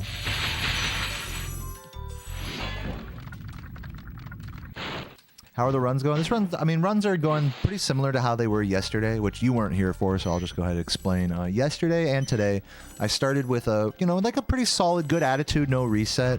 And then yesterday, I kind of just did 2 hours of just resetting and kind of finished on a whimper, not really completing another run.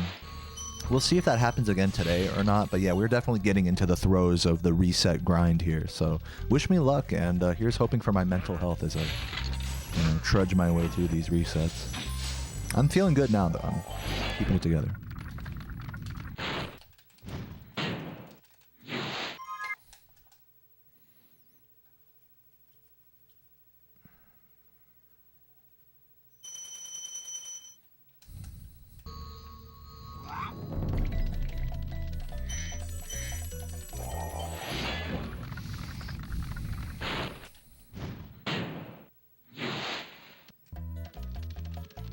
Yeah, I'm aware of that, Strawberry.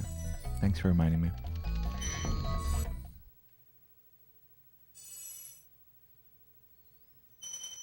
I've been going for an hour, 20 minutes. It's 2:27 p.m. Probably going to be done around 5-ish.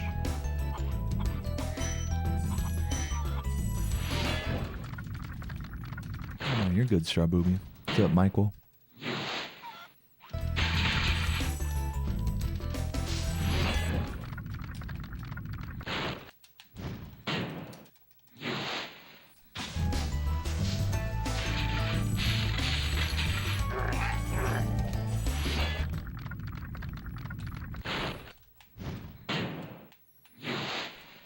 What's up, Fact Man? Hope you have a good break, man. Good day at work and all that shit. Love you, dude. Thanks for tuning in.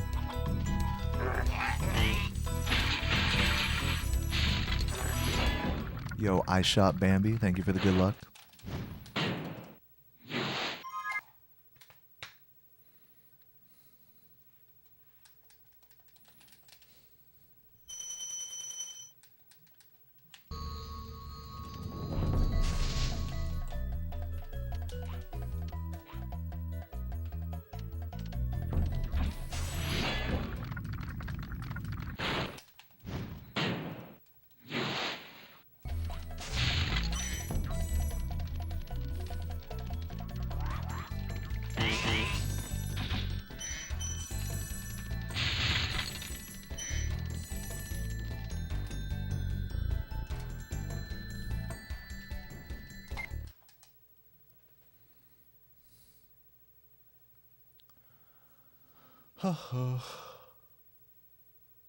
Those are pretty good artisans, actually. 338.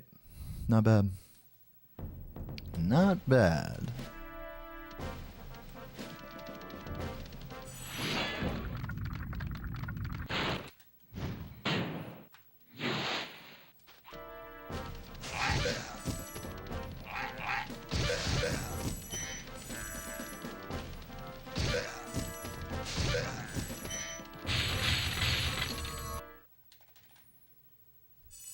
Is there a special trick to wall glides? I mean, for the artisan's wall glide that you saw, I tap left along the curvature of the wall. That's like a little detail that a lot of new players miss.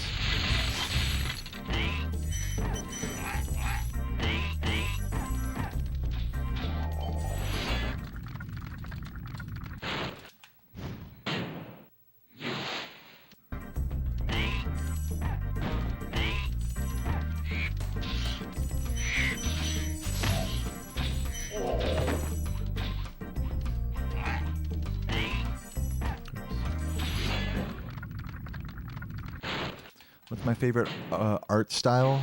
I don't know. I like a lot of art. I wouldn't say I have a favorite style or anything. Does hentai count?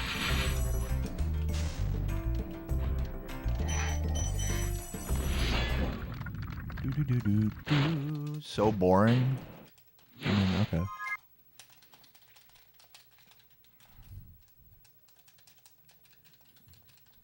This game looks more distinctive than 2 and 3. Yeah, I see what you're saying, artistically speaking. I have a favorite car. I'm not a big car guy, so I don't know, like, fucking Cybertruck? No, probably not.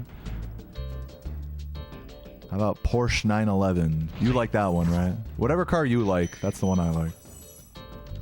No, the truth is I like cars that are just reliable and get good gas mileage. And they're not too complicated.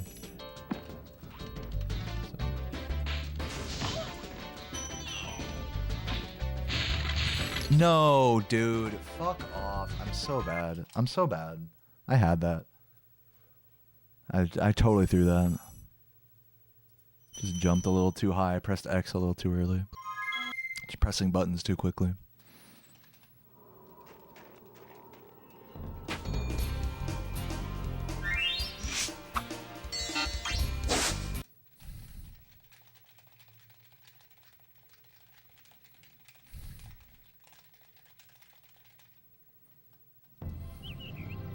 Okay, rolling.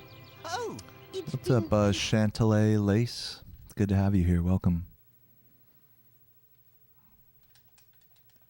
Peacekeeper's music is boring. I mean, I don't mind it. The start is boring. The ba, and that's all you get to hear in the speed run. But like when the beat kicks in, I like the bass line.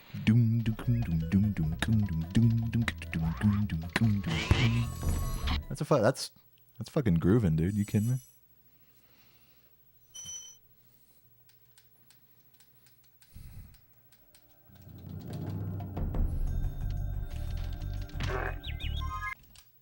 Just gonna reset that.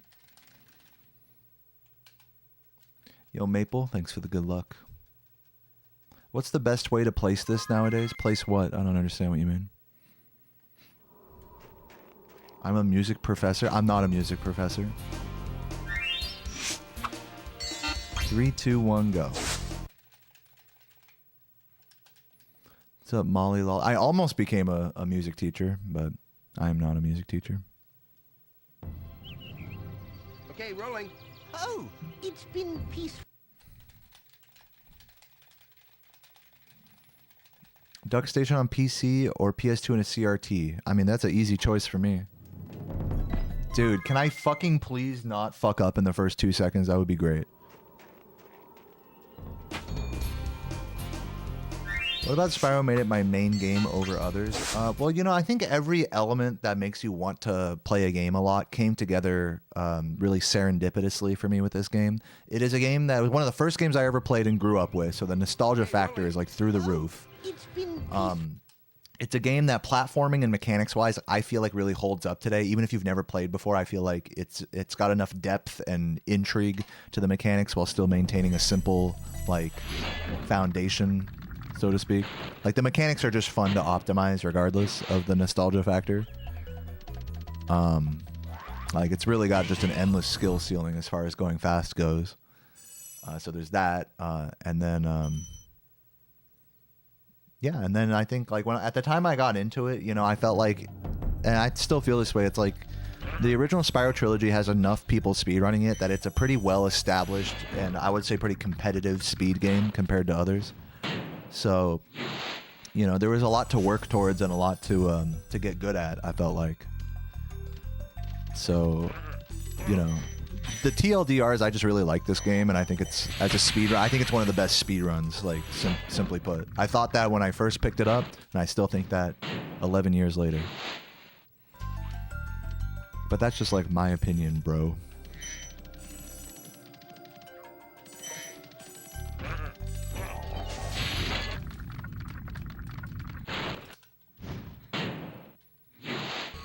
Was I fired? No, I never ended up actually working at a school, like, full-time. I started doing student teaching as part of a teaching credential program. And it was at that time that I realized that going back to school and waking up at 6 a.m. to go sit in a music class with a teacher and students that didn't want to be there, like shadowing them and, you know, potentially, like, you know, conducting a song or two and then going home and being tired and then going to classes and all that. I was like, dude, I'm like reliving the worst years of my life, literally, by doing this. Like, I fucking hated school. I hated waking up early. I hated being forced. Even though I did music and I liked doing music and artsy stuff in school, like, I really didn't like the environment that I felt like very, like, forcing you to be, you know, forced creativity, you know what I mean? It's just weird. It's a weird environment to play music in or to practice any artistic pursuit in. And it's just, you know, I would have been a fine teacher, but it was just like going and doing student teaching really opened my eyes to just how rough like the whole environment is and how much it harkened back to a time, to truly a worst time in my life. And yeah, so no, I was not fired from anywhere, you know. I chose not to continue student teaching.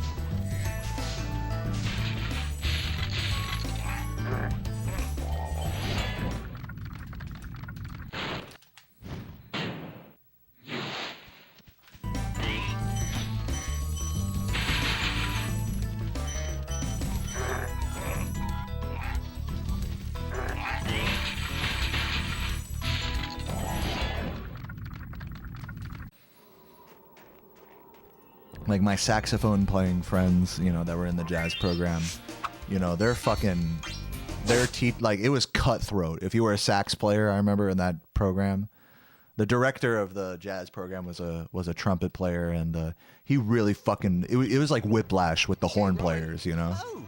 If you were even slightly out of tune, like, you know, he'd fucking call you out in the middle of like a band rehearsal and stuff like that. I've seen some pretty rough moments. But since I was a rhythm section player, like, you know, in the, you know, bass, drums, keyboards, you know, those instruments, you know, we generally just got to just do our thing and just have fun and just play on people's recitals, and it was a much more relaxed, like music degree experience, I would say, than for like a classical player or like a horn player in the jazz program. That was at least just at the school I was at, you know.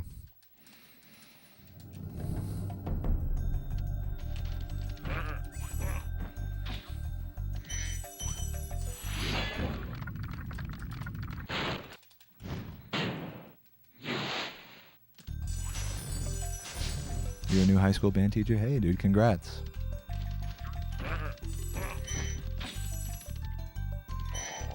Yeah, it's a beautiful thing. I really do think it's a beautiful thing to teach music or just to teach any subject in schools nowadays. You know, I'm very lucky to have, you know, made the decision not to do that of my own will, thanks to this stream existing, but, you know, I would have been okay, you know. I would have been okay as a teacher, and I definitely have a lot of respect for, you know, being in the midst of all of that, you know, and seeing what it takes to really, to do it right, you know. I have a lot of respect for my fellow band directors.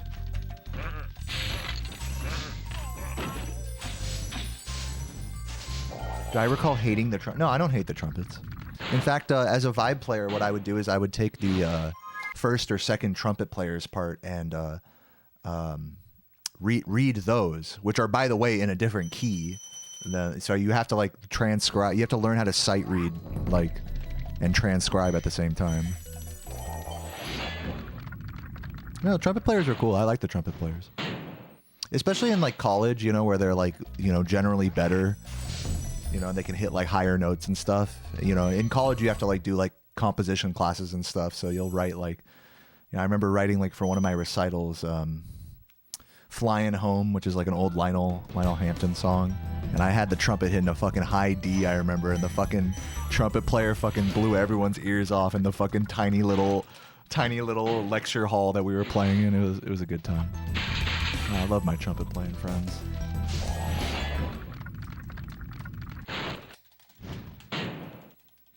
Trumpet players had negative rhythm. It's definitely a trope that, like, trumpet players just, like, will just, like, play, especially in jazz, that they'll just play, like, just a bunch of different, like, random ass noises and, like, you know, like, closely approximate, like, like an actual bebop line. Or, you know, actual, like, jazz vocabulary, but it's like an approximation. It's not exactly like the notes. That's definitely a trope for sure. But, you know, obviously not every trumpet player fits into such a trope. Fits into that stereotype. It's funny when it comes to, like, band kids and, like, the stereotypes with, like, the brass players being, like, the loudmouth kids, and, you know, same thing with the drummers being, like, loud and you know, annoying, and then, like, the flute players are, like, all the fucking sexy girls, like, play flute and shit. It's just, like, so funny how that always goes. Like we really do assimilate into our instruments, like, stereotype.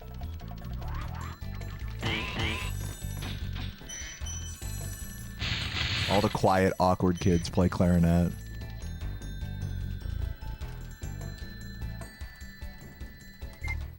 All of the kids with main character syndrome would play oboe. Or bassoon. But the fucking self-righteous, like, oboe and bassoon players, you know. Now, of course, not every person is like that, but, you know, it's just when you grow up in, like, going in school bands, you know, you just see those tropes over and over. It's just funny. It's not meant to be that serious.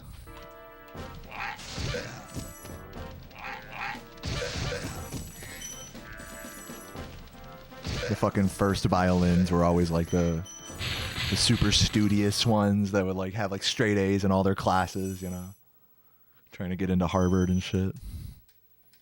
Woodblock stick player. Well, you know, the thing is with percussionists, if you're in, like, concert band as a percussionist, chances are, unless you're in college, you know, but, like, let's just say high school, middle school, chances are you were, like, gonna play another instrument, but then, like, the director just put you on percussion. Or the other thing is you wanted to play percussion, and, you know, and you ended up, like, you know, on the wood blocks instead of the snare drum, for example. And so there's, like, a little bit of an ego trip there, you know. It's definitely, like, battle of the egos, you know, in the back, you know, with the drums, you know. So you'll get, like, the percussionists that are like, okay, you know, just play whatever, you know, you give me, and try their best, like, hopefully. And then you have ones that, like, feel like they should be, I only have one song on snare drum, and, you know, they're making me play fucking woodblock for this other one, like... like that. I've seen a lot of ego trips like that. Being in those situations over and over as a percussionist taught me that there's, like, value to just playing one note for a whole song, you know. Like, there's something fun and actually kind of special about that, like being, like, the woodblock player, or, like, having a xylo part that's, like, you know, 90% rests or something. and then trying to string together like, and if you really want to be more involved, you know, like you string together other like you have your xylophone here, and then you set up like a trap like cymbal setup like over here, so that way you can play the cymbal during your rests, and then so it gets to be like a fun creative exercise in that way. But when you have like a million, like 12 percussionists in the back, it's just like you're just sitting there playing like one note for one song, and it's like, why the fuck am I here, you know? So yeah, a lot of different situations like that. Damn it, dude. That was close. That almost worked.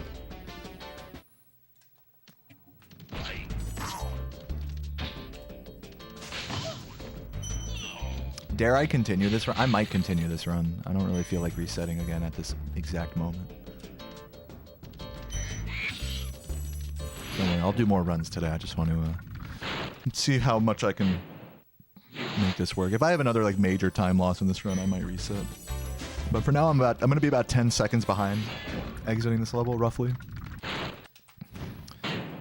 Oh, yeah, order shawarma. That sounds delicious.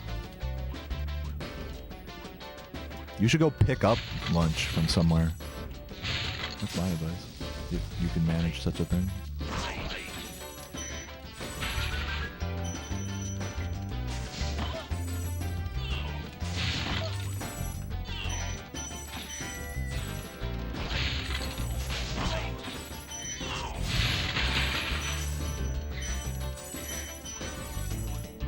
Is this the run? No, this is not the run. I'm gonna be like, I got second try Mama Proxy, so world record is basically dead.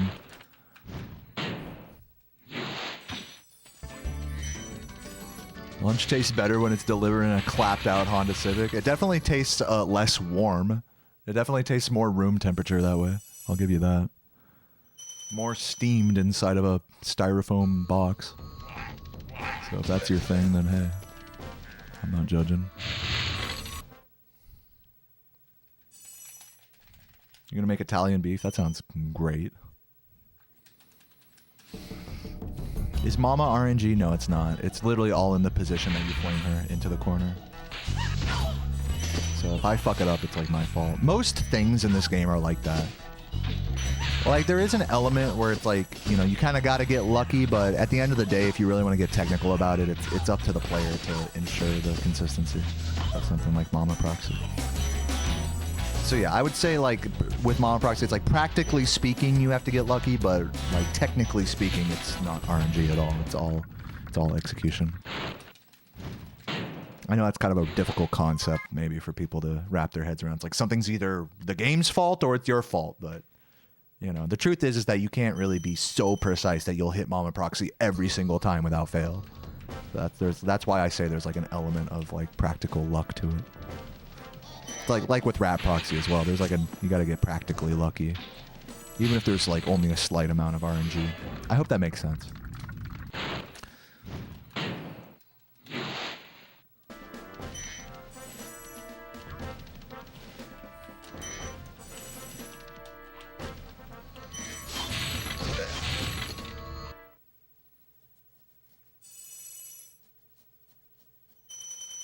Where would I suggest going to learn the Spyro Any % route? I would suggest pulling up a run. I'd suggest going on speedrun.com.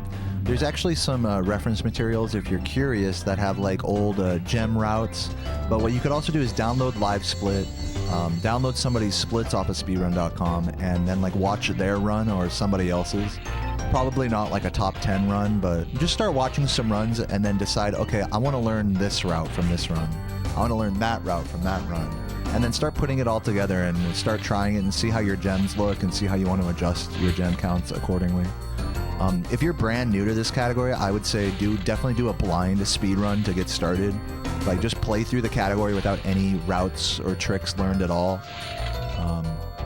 And just see what it's like, you know, to like fucking play terribly and to like have to backtrack and you're gonna get like an hour and a half long time, you know, just to have that experience as like a baseline and then kind of work from there.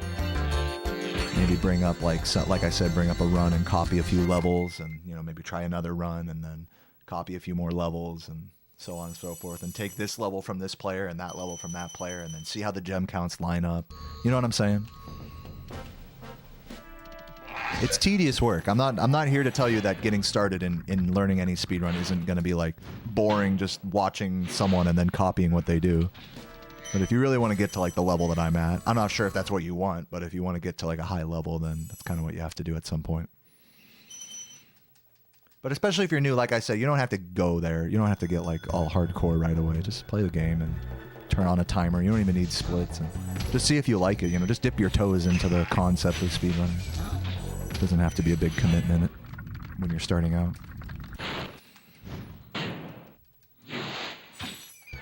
Find what works for you. Yeah, but I'm like saying it in a more specific way because like, you know, people want more direction than just like, oh, just have fun, lol, you know.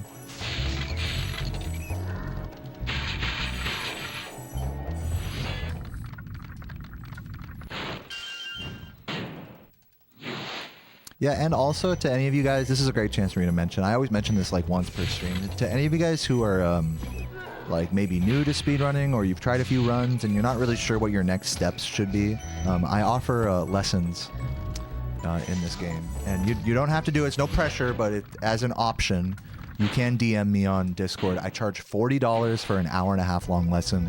By the end of it, I will give you very clear tasks and goals for you to complete as part of your next steps in your speedrunning journey. So if that sounds like something you want, like if you're confused what to do next, you know, you can do that. Also, keep in mind, you can get very similar advice just from asking around in the speedrunning Discord as well. So.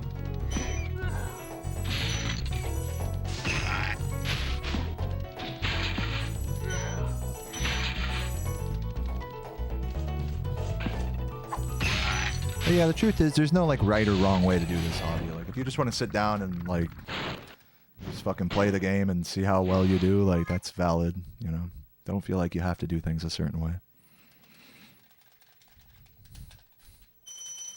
What platform/equipment is needed? So what you're gonna want to do is check the leaderboards for the submission requirements. You'll see that various people on each run on the leaderboard submit on PS2, or maybe it says PS1, or maybe it says emulator on their run, and then under the comments it'll say exactly what emulator. So you can kind of look at all those and decide which one works best for you. Generally, the fastest console for this game is PS2 because you can set fast disk speed in the home menu. But speedrunning on PS2 also, you know, implies that you're getting a capture card, that you have a, you know, good working computer and a good copy of the game and a good controller, you know. And maybe you don't have one or all of those things, so in that case, a lot of people end up playing on emulator just because it's easier that way. So that's up to you, but just check the leaderboard for the list of allowed emulators in that case.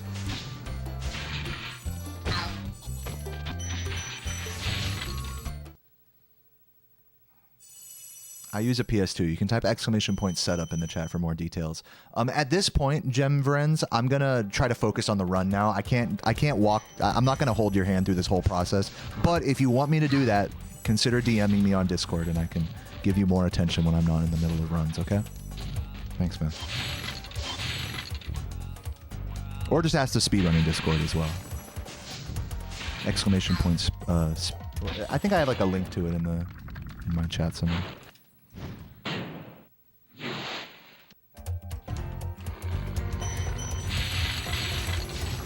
But yeah, hopefully that gives you a idea of where to get started.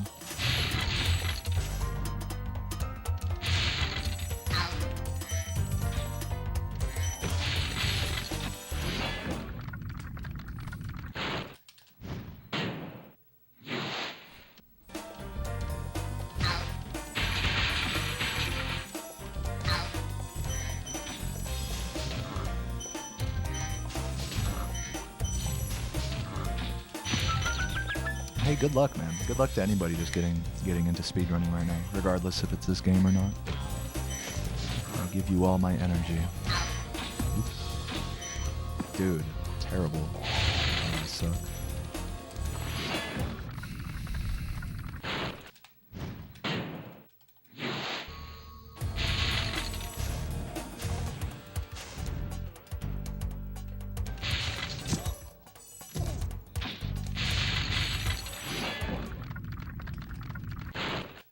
No, it's not your fault. No one's fault for me losing time right now, except my own. This run sucks anyway, so it's not like it matters.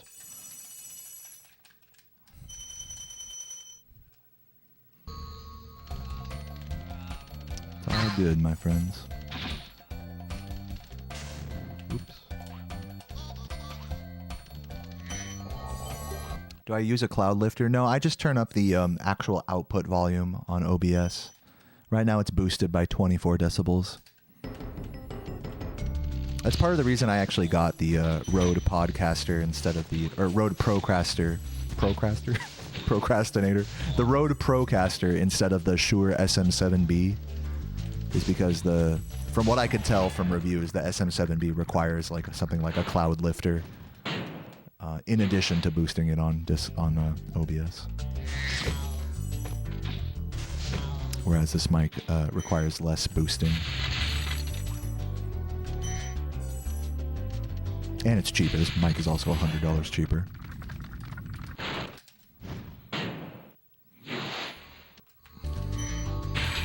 And it literally sounds just as good, I think.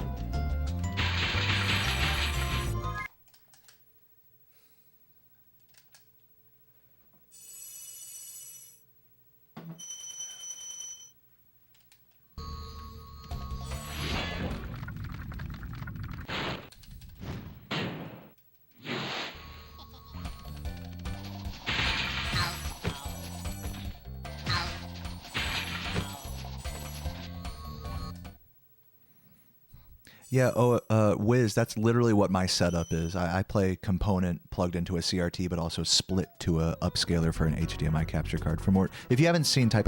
setup and check on that Imgur link to see how it all plugs in case you're curious about that. But yeah, that's basically what I do.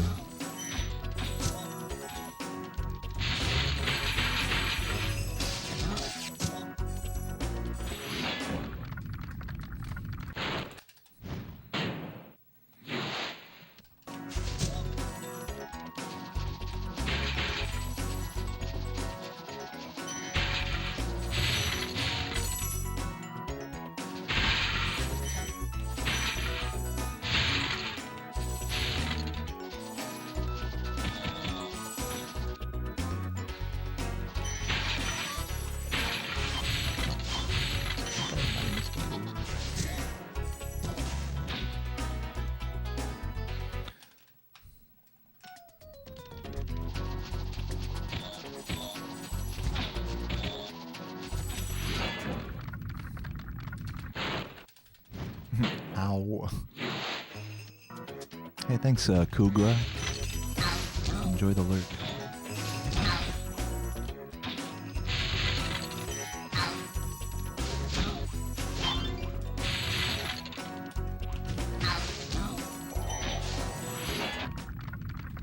Thief fuck? Oh, wait, did I miss a thief? Let me check. Yeah, you're right. Let me grab this one. Thanks for reminding me. That was about to be a run over right there if I hadn't read that message. Thank you, Grant.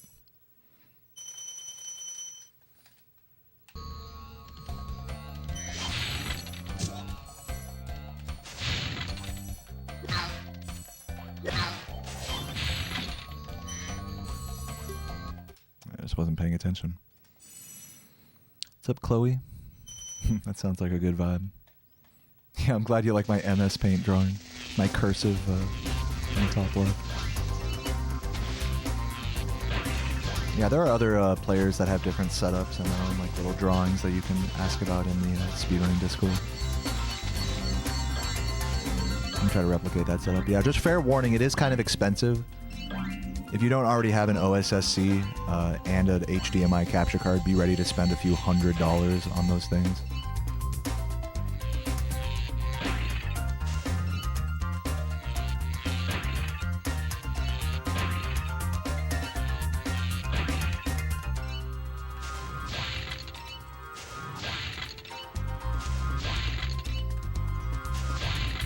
Yeah, the Elgato is fine for this game, you know.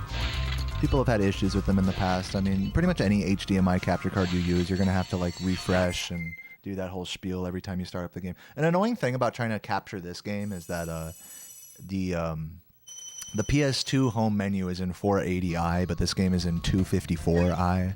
So capture cards tend to get confused with those resolution changes between the menu and the actual game itself. Some games are even worse than that. Like Gran Turismo has like, for like the pause menu, it's like a different, or the post race menu, it's like a different output resolution. So those types of things tend to confuse capture cards and often require like refreshing and stuff. Capture cards are just finicky with changing output resolutions like that. But yeah, this this Elgato plus OSSC combo has been pretty trusty for me. Even if I do have to refresh like pretty much every time I restart the console, it's it's about as good as one can hope for. But I also won't deny that there's probably cheaper options out there as well. You might not need to get an Elgato or an OSSC. You could probably get away. There's like, there's like different like retro tinks and stuff. And like cheaper Amazon capture cards. I definitely encourage you to mess around with some cheaper options before committing to the expensive shit. You can always return stuff that doesn't work, you know what I mean? You kind of have to take the spray and pray Amazon return approach with these types of things. It's pretty slow, but whatever. I'm gonna grab a. Hopefully, if I don't get zapped by a wizard, I'm gonna grab a fucking fodder here.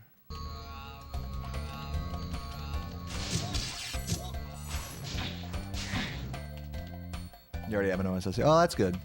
That's good. Not starting from scratch. Yeah, and with this game in particular, one thing about an OSSC that's kind of different than other upscalers is that you can change the type of deinterlacing that it uses. It uses Bob deinterlacing for all of its different options, but there's like line 2x, line 3x, 4x, and 5x. So for this game, I use line 4x deinterlacing, which requires me to select that every time I turn on my OSSC. Just like little details like that. Many details that I've picked up over the years with this setup.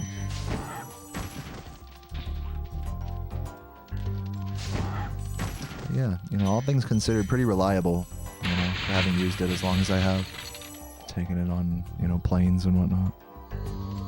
Oh, you can save profiles? Oh, maybe I should do that.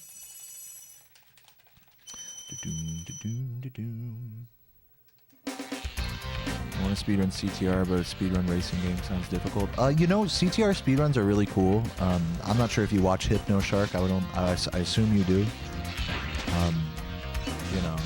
CTR is one of those games where there's a lot going on under the hood when it comes to like reserves and the amount of boost that you have. But it's a really cool game to just get into. I think it's an easy game to pick up and go for like sub 1 hour, after a few runs. And then after that, it turns into like, all right, learn like a mini turbo route through each like level and homeworld section, and then it gets like pretty deep. Oh god, I fucked up terribly.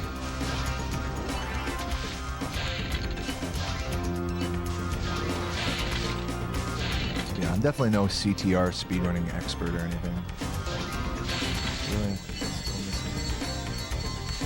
Terrible. Losing like 15 seconds there. I might reset. I don't know. If we get like more than a minute behind, I'll consider resetting.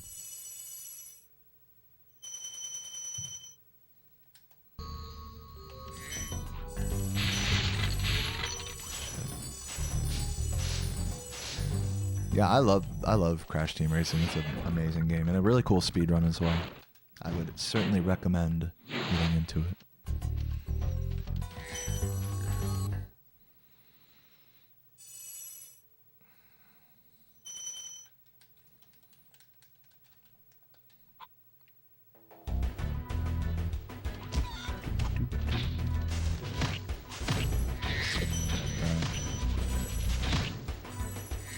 I did not check my gem count, so we're just going to play it relatively safe here. Please do not tell me my gem count, dear person watching my stream.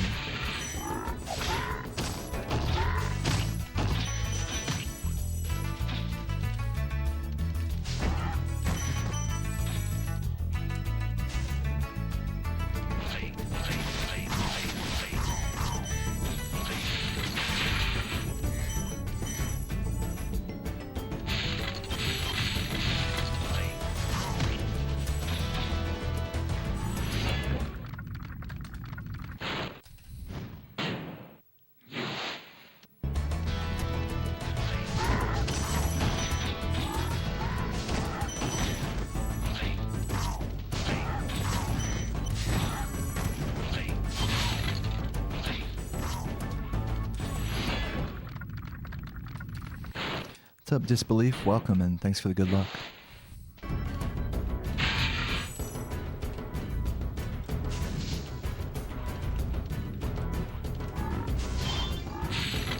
Really? Whatever.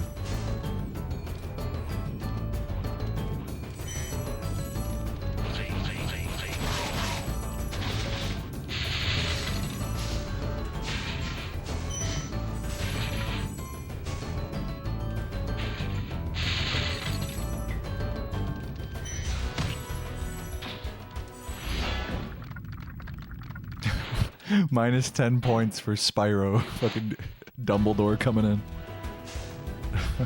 No, I don't stream RuneScape anymore. Oh man, they are really just ganging up here on me.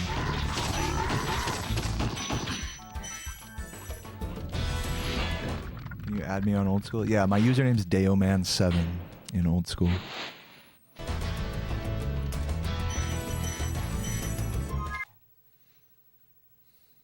I still saved a second. That's fucking silly.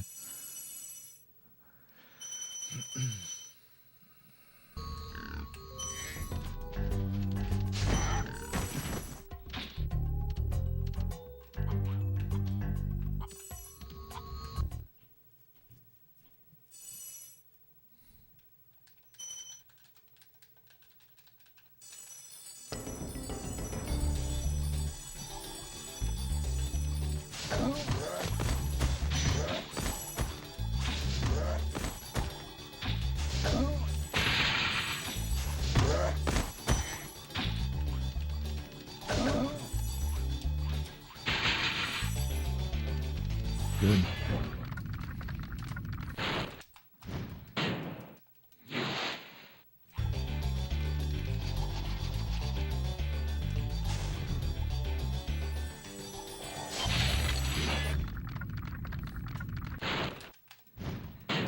Major nerd warning. No, dude, there's people that like, anytime I talk about RuneScape, there's always like one or two people that come in and are like, yeah, I have a maxed character or something. It's just like, whoa. Like, sweet.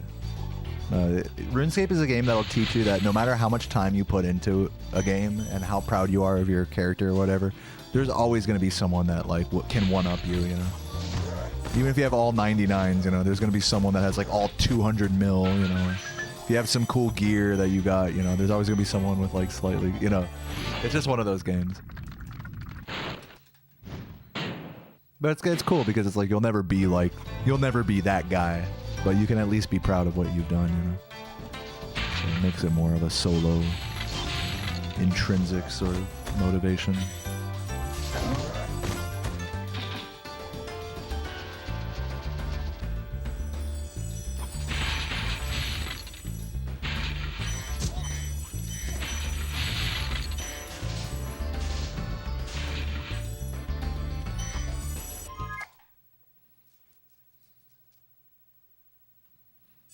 Yeah, RuneScape's been around for years. That is true. 665. Is this going to get me to 7.3? It's going to be just under that, I think.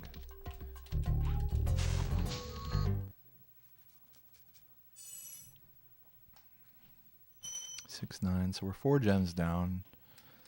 I have to do some extra cleanup here.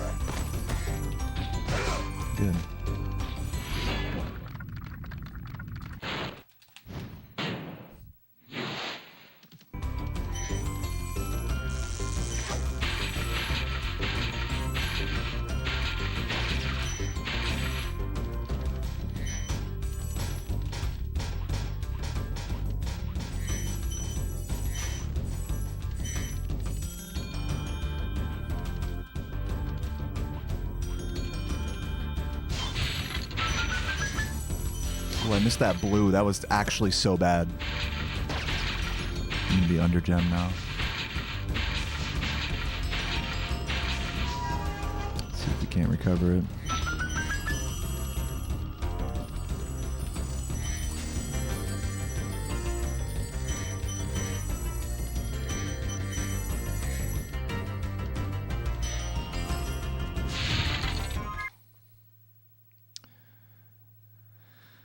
What's up, Geo? And thank you for the good luck, Jack. Welcome, welcome. 5104. We're one gem under right now. No, so bad. Oh my god.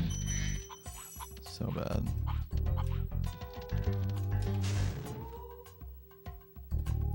Dude, that ledge is so classic for just dropping you like that before your jump.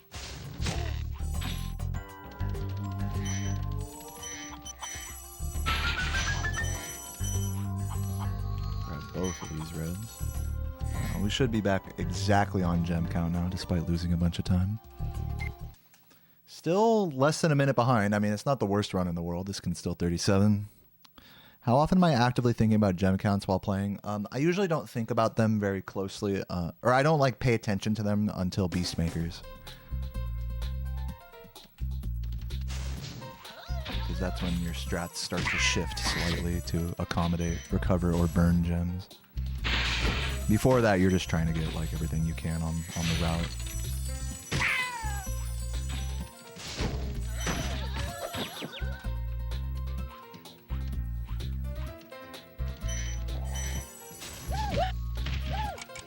I tried.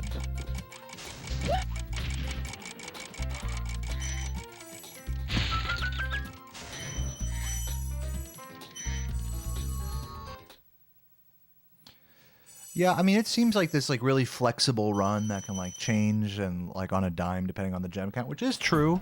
But I think at this level that, you know, that you're watching at like a world record level, it's like, you know, it's pretty clear to me when a run is world recordable and when it's not, like regardless of the pace. Like there's pretty clear like good situations and bad situations to be in. It's not really quite as flexible, you know, as you might think. But from a theoretical perspective, yes, it's like a very flexible run, you know. In theory, you could like really change the whole route around and like, you know, you just assume like you don't miss any gems on the route, you know, like you can really move around things. You get Nestor skip, perfectly cover, like, you know, do bike caves, recover some extra gems, and then you could basically skip Dr. Shemp, for example, in that theoretical case. So that's like where the real interesting flexibility of the run is less in the actual practical, you know, single segment speedrunning of it, but more in the theoretical tassing of it. And speaking of tassing, it's like, you know, you're doing supercharged sharp turns, so you're grabbing like a ton more gems in way less time on any given supercharge as well. So yeah, there's depth in that regard, but I don't personally look at this run like it's this like really flexible thing. 5, 6, 1, 8. We have 6 sitting outside. That means, well, we have just enough gems to justify, I think, the current route.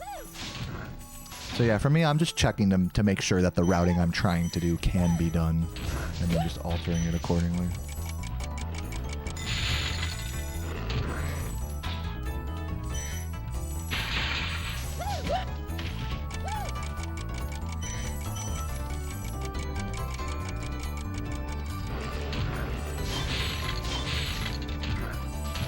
And again, I don't even start doing that till like Beast Makers.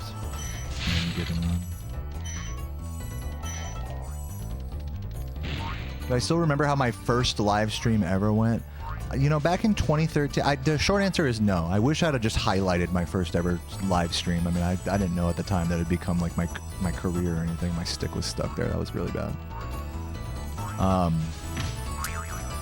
But if I were to get, I do remember, like, I have like vague memories of my first few live streams. I remember I was sitting in my room, in like the garage room back in California that I had, and my cousin from Chile was living with me at the time. I gotta grab this red right here. And yeah, he'd be playing NBA 2K15 while, or 14 or whatever it was, while I was like you know, doing my first couple 120 runs right next to him on another TV. And yeah, he would always like be like, "What about Nasty Nork?" He'd always say that at the start. So yeah, I remember that. That was ancient history, though. Ooh, close. Almost had it. A little too far left with it.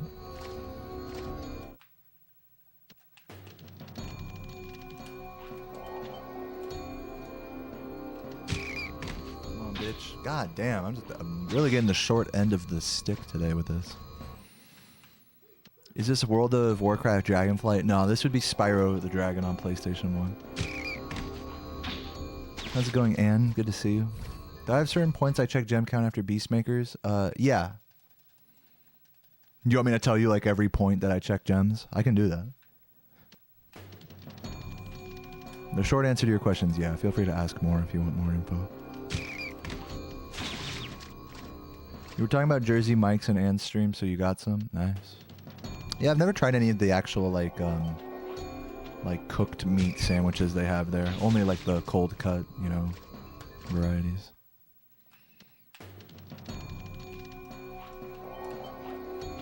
This is probably not gonna work.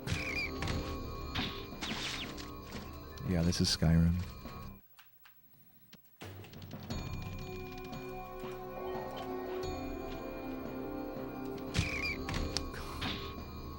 Give it to me, dude. Like, I'm just gonna get close every time. Like, please.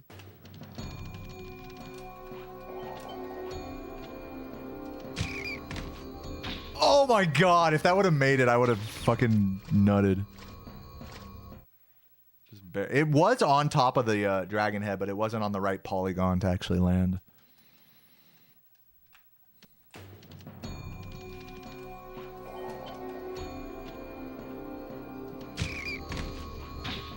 Oh man, Rat Proxy's just fucking me today.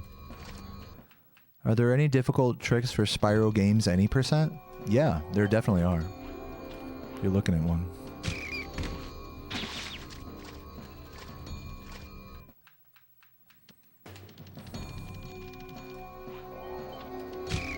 There we go.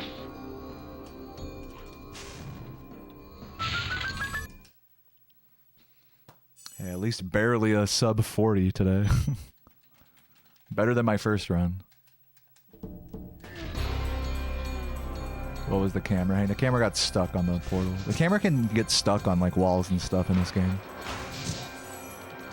The camera does not go through collision. Oops.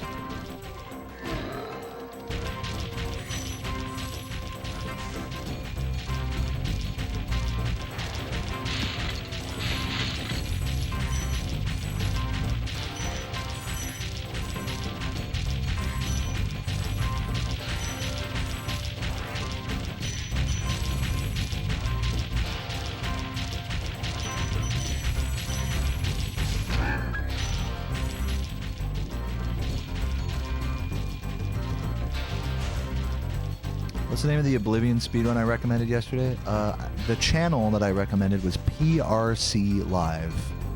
And it has a little profile picture of a corn on the cob.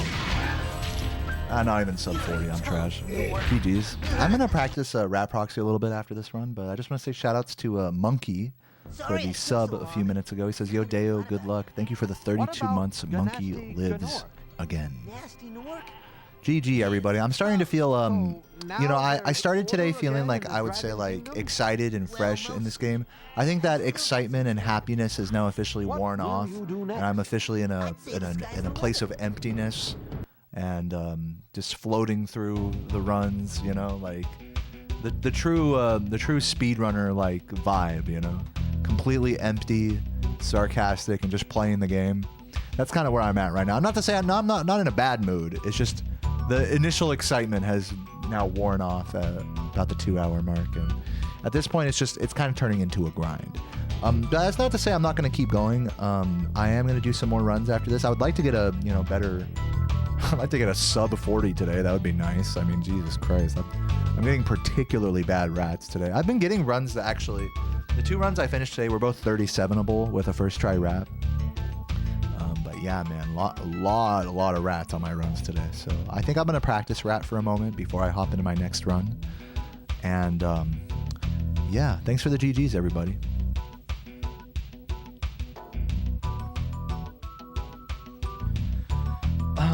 And while I have nothing else to say, I will say if you guys feel like throwing money at me, I would highly appreciate it. A sub, a YouTube super chat, YouTube membership, Twitch, you know, Prime, all that stuff goes a long way keeping me gaming. So if you enjoy the stream, feel free to throw $1 at me.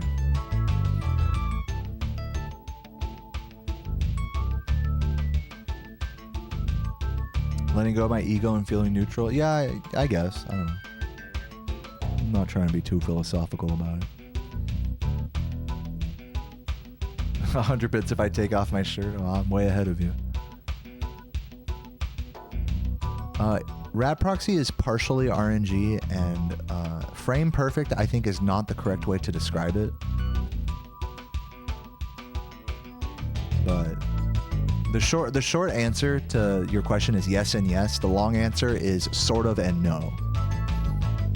So I'm sorry if that answer doesn't make sense.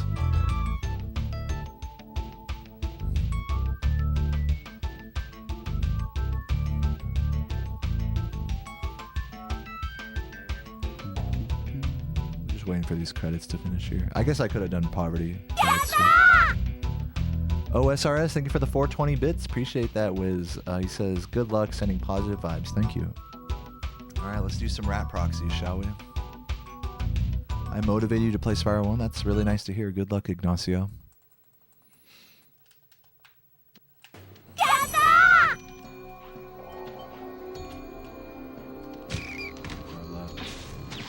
My setups were a lot stronger at the start of stream today. Nomadic, thank you for 100 bits. He says, for taking off the shirt. Thank you, I'm here to please. It's too centered on the rat.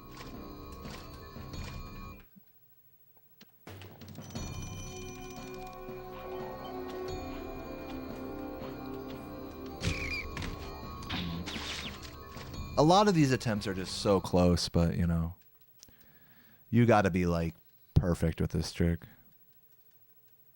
in a way.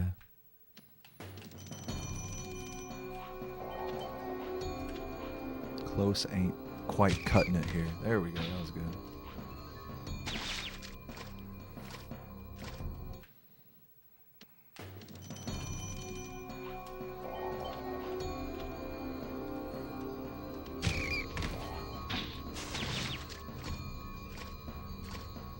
You're gonna dust off Spyro 1? Hey, good luck.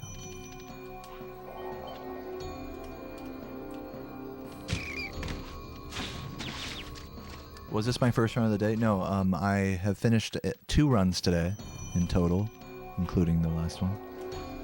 And both of them were like over 40 minutes because I like took multiple minutes on the rat proxy, which I am practicing now. Maggot Magus. Thank you for the prime. Appreciate that. Have a good night, Chloe. Thanks for hanging out. I am going to do more runs, so stick around, anyone who wants to see that. Just doing a little practice here. If I could, I would tube clip. That's better. Alright, we'll end on a good note there and try another run here.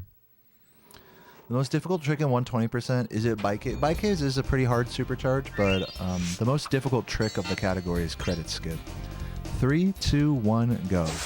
Other noteworthy mentions are the Wizard Proxy in Haunted Towers, as well as the extended supercharge route in Lofty Castle. One of the extended supercharge routes in Lofty Castle.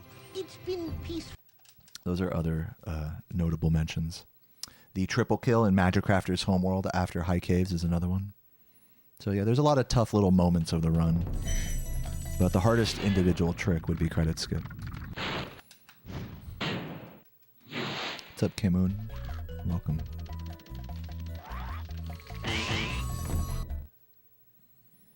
Recently played through Reignited 1-2 with your partner. You didn't think Reignited was that bad, but after playing it, you see why I played the original. I'm glad. I'm glad you know, learned from experience. Welcome, though. Hope you enjoyed the stream. Used to have 3 pet rats. Rats are cute. What's up, Dad Kula? I'll read your message in a moment here.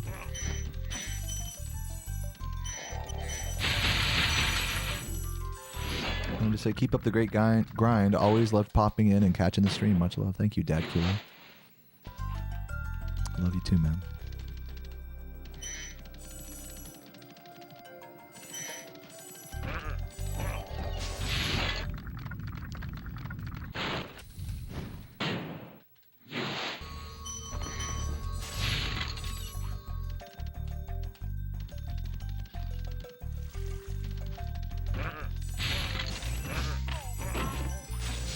Barely caught that for him.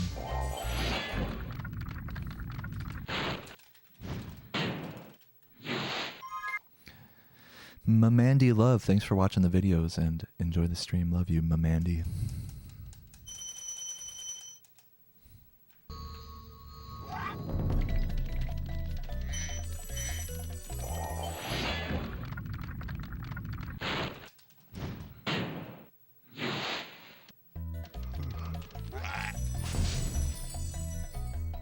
What's up, Sora? And Amiris Galdir, welcome, welcome. We're in the grind, ladies and gentlemen. I have nothing interesting to say at all except except to play the game here. So let's see what happens.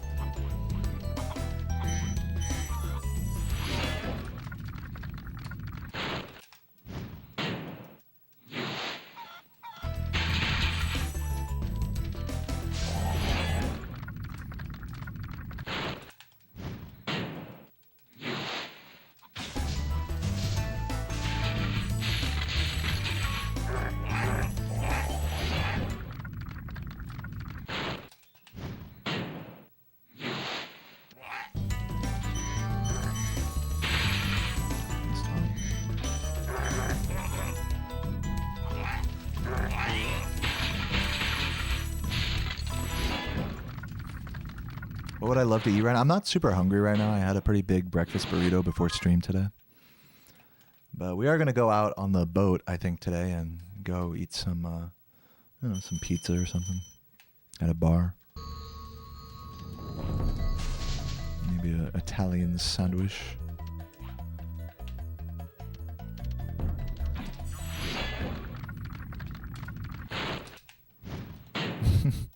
Glad to hear that, Sora. Good luck on the John.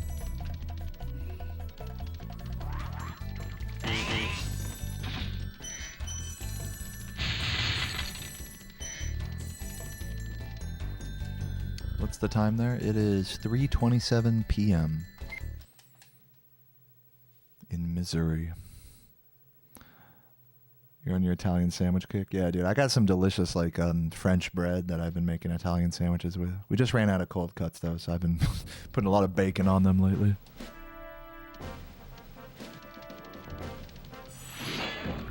You're in Missouri, too? Cool. Yeah, I don't, like, actually live here in Missouri. I live in Virginia with Sarah. But my parents have a place out here and in California as well. Sort of grew up kind of hopping between these two houses. Yep, Central Time, baby.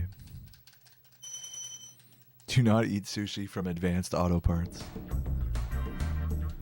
Get a little nuts and bolts in your diet, a little iron in your diet.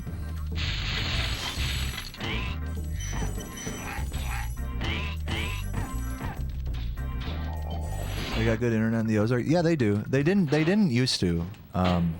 But they do now. It's been periodically, like, acting up, but for the most part, it's been stable the last day or two.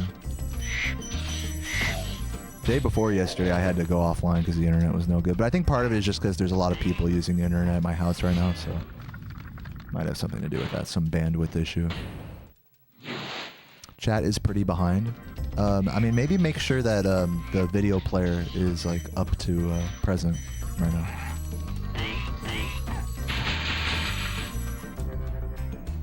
I know in general, like with the YouTube chat, it's like usually it'll pop up on stream about like 10 seconds after you type. So if it's anything more than that, make sure that you refresh and then like scrub the video player forward just so that you're not like accidentally behind. But yeah, what's up, Maggot? Good to see you, man. And thanks again for that sub earlier.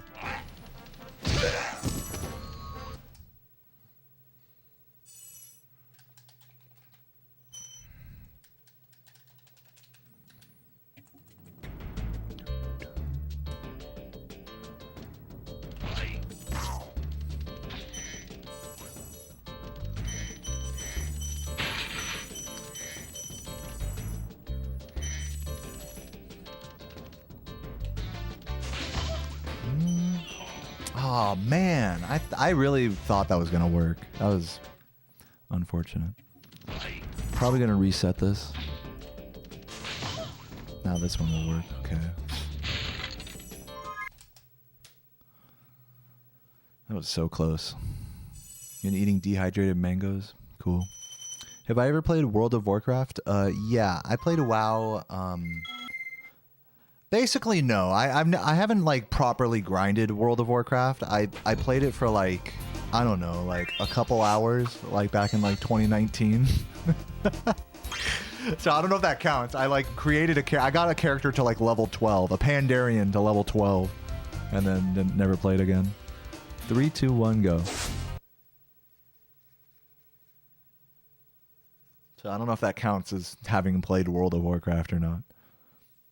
If you guys know Linkit Craig in the chat, he's pretty hardcore with WoW. So I spent a lot of my younger years like watching him play and like asking him what the fuck is going on and shit. So I prefer to be a spectator. What's up, Duckman? Thanks for the good luck.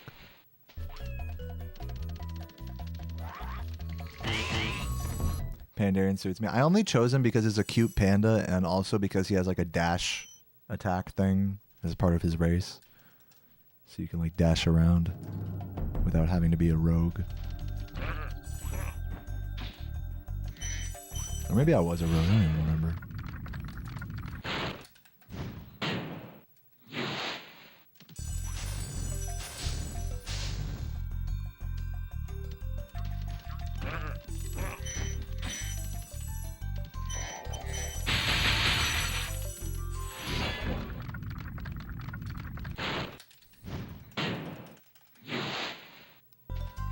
Thanks for the good luck, Pablo.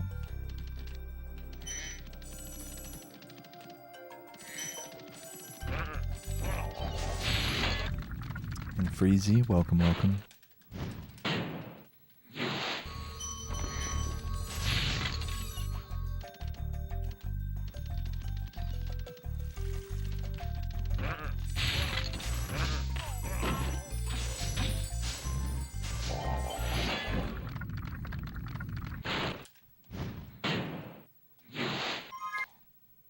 What's up, Mavrosa? Yeah, I know people like that as well, Nomadic, that like they'll get like really into something for like a month and then move on to something else and get really into it. Can't stick with any one thing. But hey, you know, nothing wrong with that. Whatever makes you happy type of shit. I'm not here to judge that.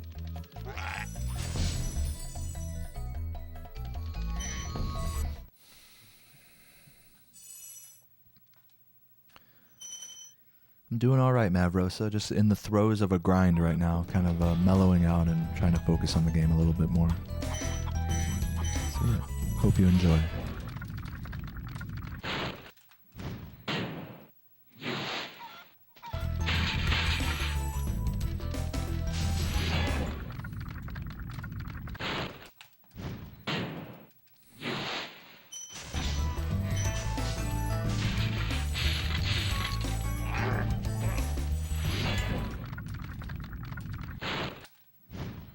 WoW is not your kind of game. Yeah, pretty understandable. I don't think it's for most people, you know, just MMOs in general.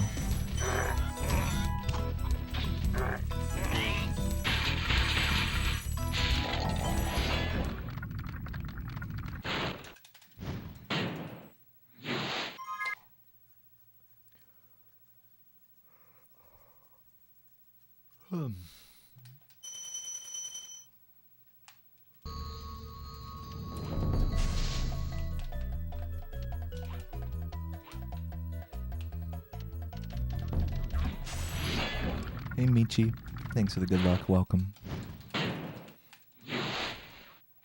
The flea market had loose Spyro games. Cool. Did you buy them? How much did you pay for them?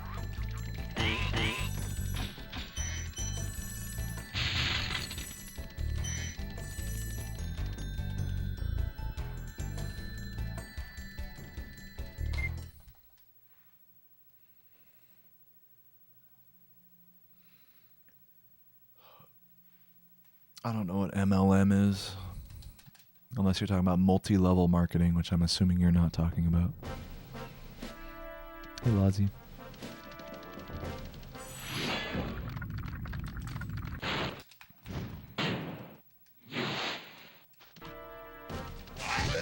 Thank you, thank you.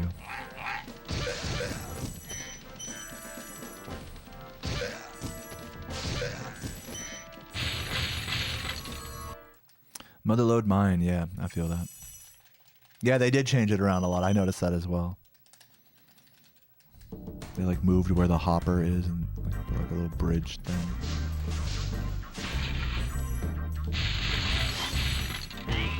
I think they upped the amount of pay dirt that you can put in the hopper as well. $10 a disc for $6 each. You bought like a batch. That sounds like a pretty good deal.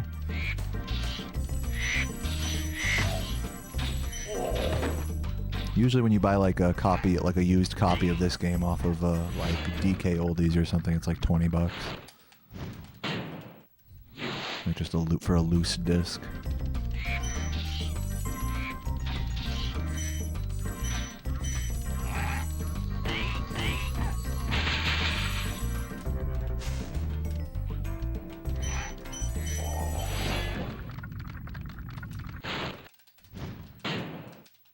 DK Oldies bad. I know that's like the common like opinion is that DK Oldies is like this horrible website. And I'm not gonna like defend them or anything, like, you know, just in general buying refurbished consoles from like DK Oldies or GameStop or any of these big retailers, like they're definitely gonna be half-assed, barely working consoles. But as for just buying used discs, I think DK Oldies is like a pretty good resource, pretty accessible resource, not too overpriced or anything. I don't know, am I crazy for that opinion? Like I'm not about to buy a refurbished Xbox 360 from them or anything.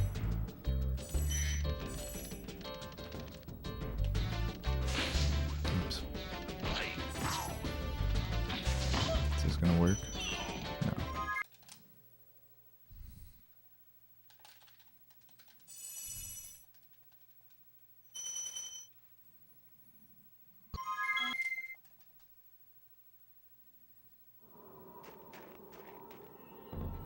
Yeah, and to be fair, honestly, to DK Oldies, like that's a problem with pretty much every like retro video game retailer online that you're gonna buy. Anywhere you buy a refurbished, you know, retro console, you're gonna probably there's like a 50% chance it's not gonna work probably, or it might work the first time and then just stop working, you know, type of shit.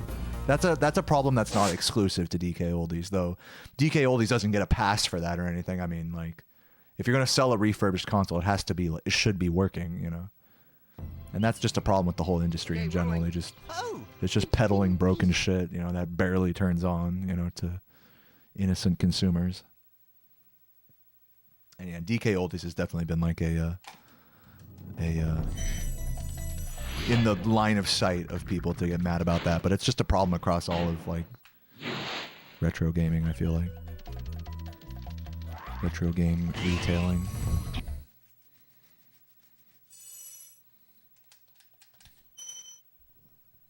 What's up, Neon? Thanks for the good luck.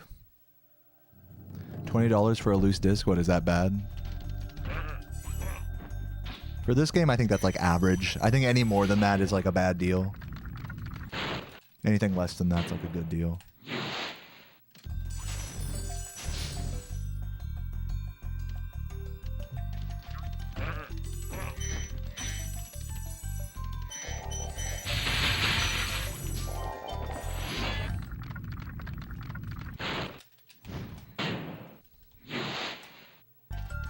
Yeah, it'll just be like the disc, like in a fucking little paper sleeve, you know?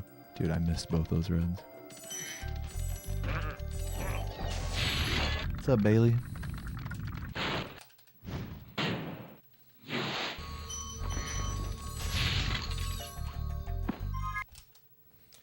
The thing with local game stores, and you know, I totally admire that you were trying to support local businesses and stuff. The truth, in my experience with local game stores, and this isn't like a dig against them, you know, they're just trying to get by as a business, but when it comes to like buying like PS2 equipment, controllers, discs, you know, they're generally going to be marked up compared to what you can just get online or through Craigslist, Facebook Marketplace, that type of thing.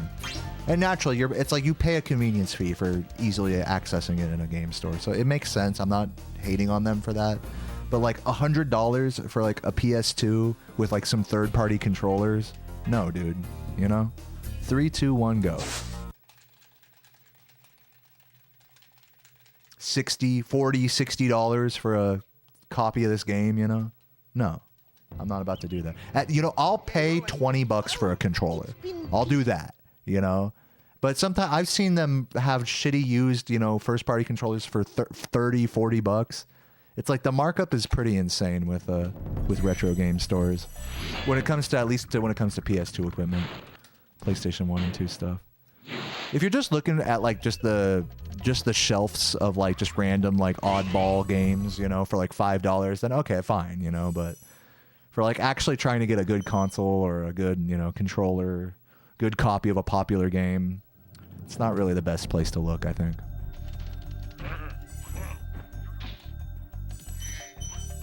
Just my opinion. I'll still look though. I mean, I love retro game stores, you know. I'll still look and see what they got, but usually I'm not biting with stuff like that.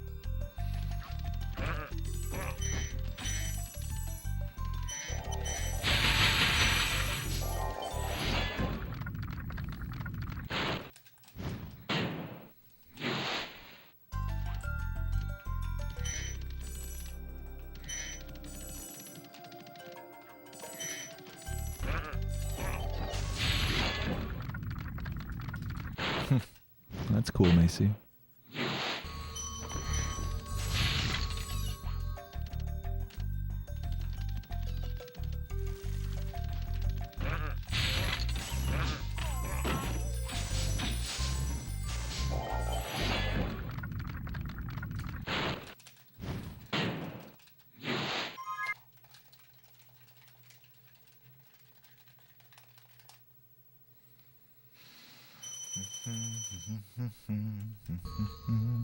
Gradius 3 for 10. Man, I love the music in Gradius 3. Such a good game. I haven't I've never played that game like on physical, like, you know, on an actual SNES before. I never owned an SNES as a kid.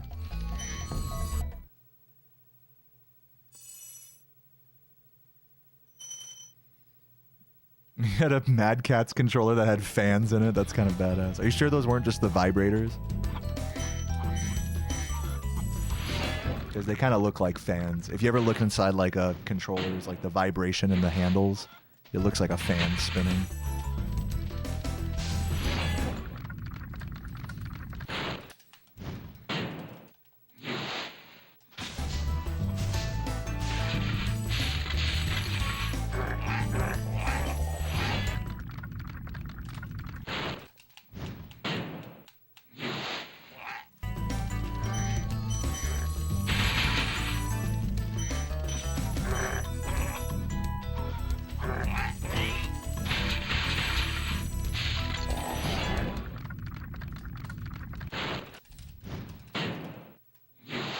Remember clear PS2 controller? Yeah, I'm playing on one. You could see inside the controller a little. You could kind of see the like little white part in the handle there, that white and black part.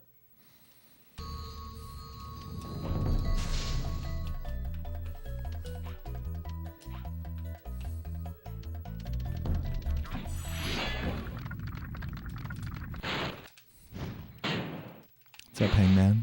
Good to see you, man. Hope life is good.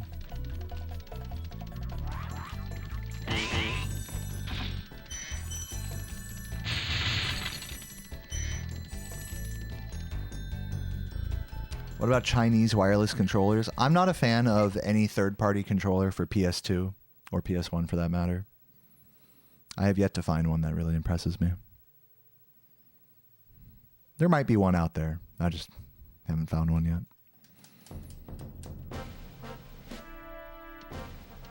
World record pace, OMG. That's the kind of hype I need right now. Don't get too excited yet.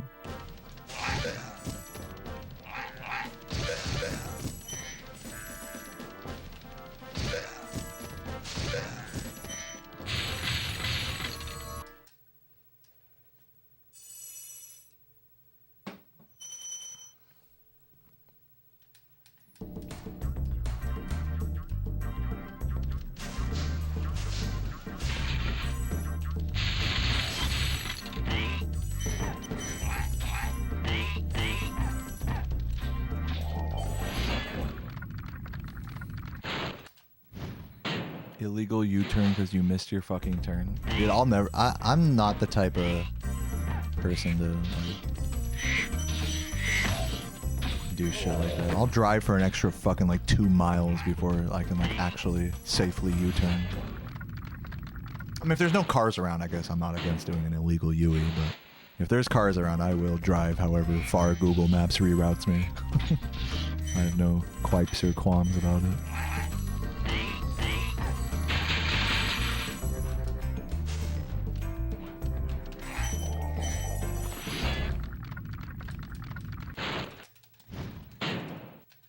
Big mamas get you going. You're in the right place. Watching in the middle of a hurricane with cell data. Oh my god. Maybe conserve your your power. I don't know.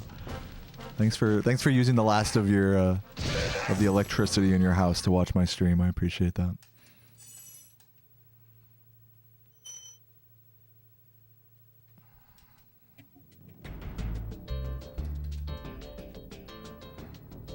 I hope things go okay for you, Billy. Stay safe.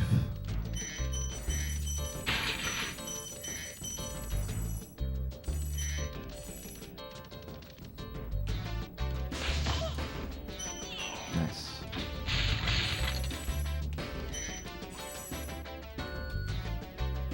Good. Barely made that.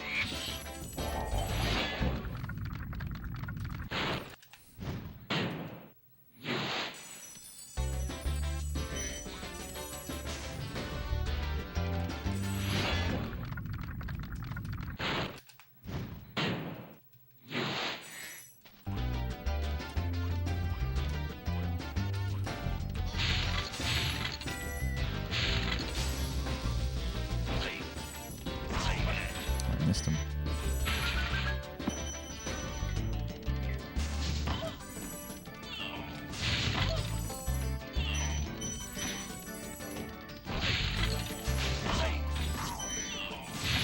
Man, missing shit.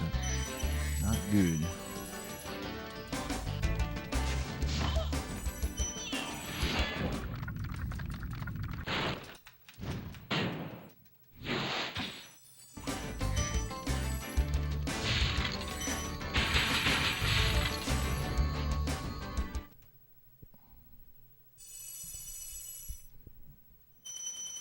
I hope my mic doesn't fall over. It's being a little wonky right now.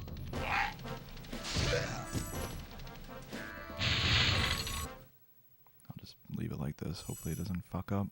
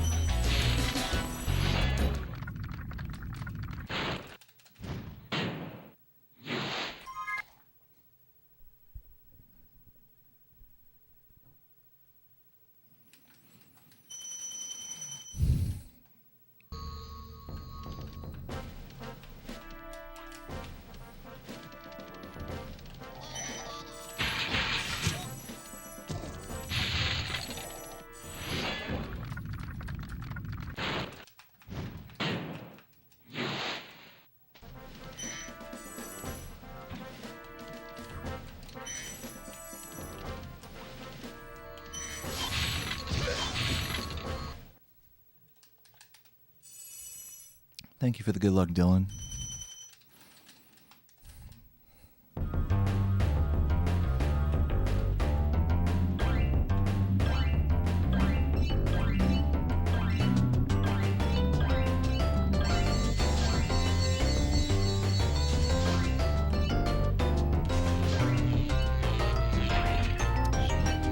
Wait a second.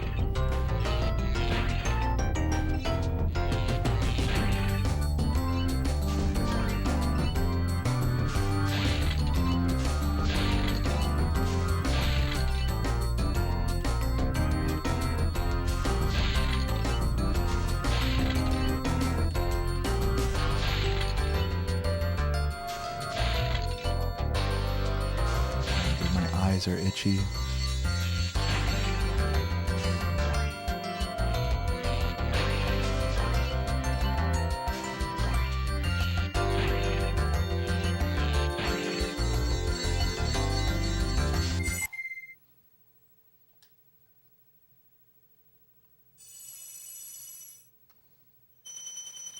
Yeah, it feels better.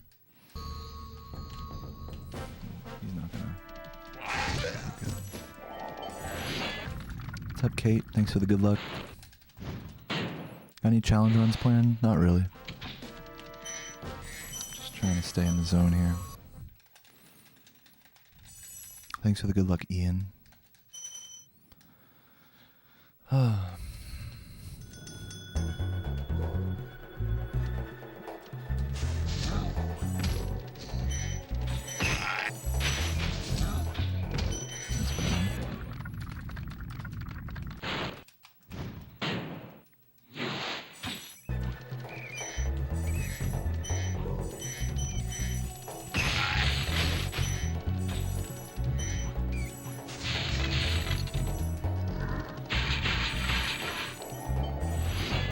Thank you for the good luck, Vincent.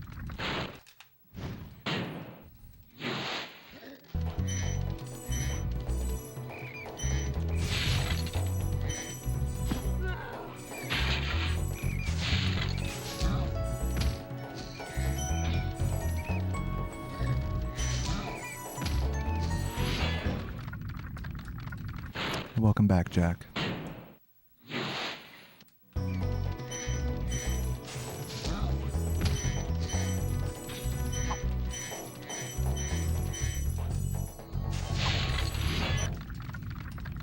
I don't know. I like this level, Chris.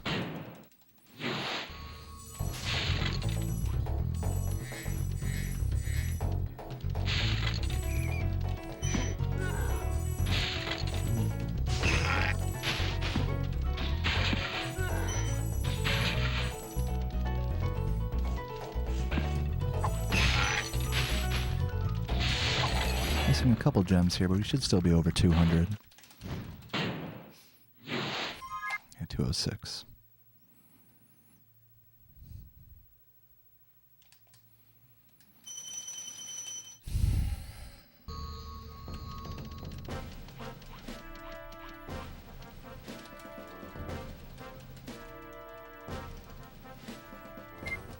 Twitch does not censor the word AF. What time saves can I get for the sub 37? A lot of it's going to be towards the end game after, starting in Beast Makers. If I can maximize my gem count going in there, then I can maximize time saves. I'm sorry if that's you wanted a more specific answer than that. Let's lock in.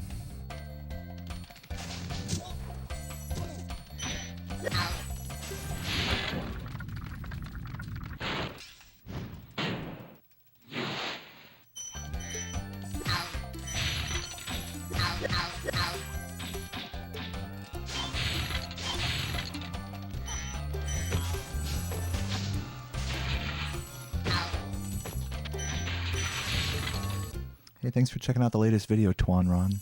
Enjoy the stream, man. You'll screenshot? No, it's all good, man. You don't have to prove nothing.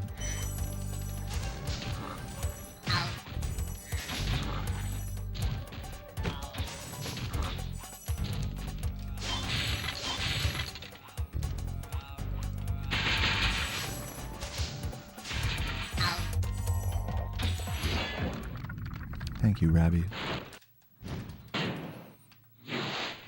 Yeah, Dark Hollow is a good pick.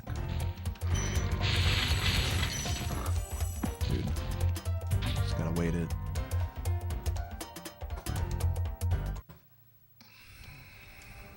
World record's dead. It's the worst recovery I've ever done in my life. I'm gonna continue to the end of this level and see how I'm feeling. Just awful. Embarrassing. How long have I been going? I've been going 2 hours, 48 minutes. I might still have some world record grinding left in me today. We'll see. I might no reset this run though, so just fair warning.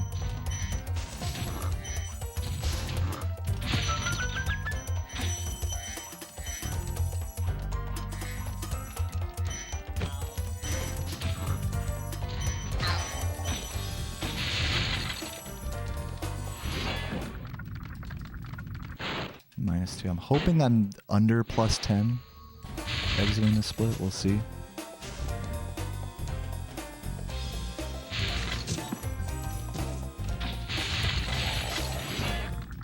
It'll be about +10.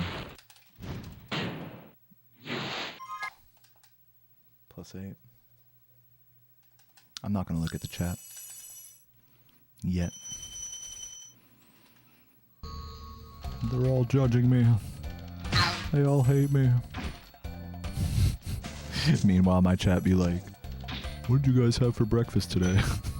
What's your favorite Spyro game? In my mind, I'm like, oh, they hate me. I lost the world record. In reality, I'm naked.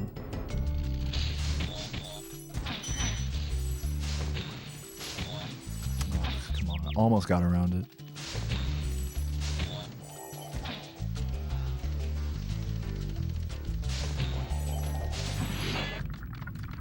Thanks for the good luck, Ricky.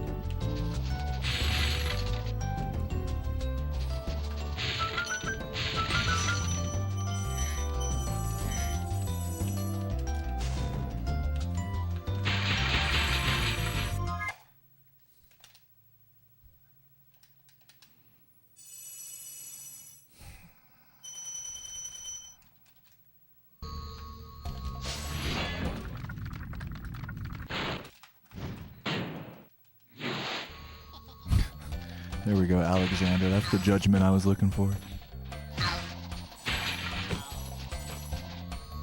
Why would you even watch this stream if it's not the literal best run ever done? I don't know.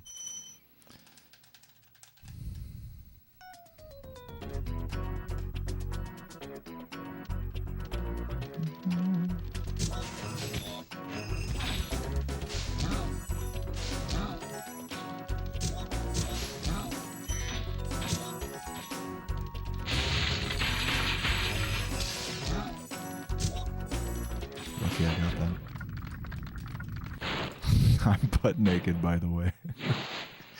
It's a good chat.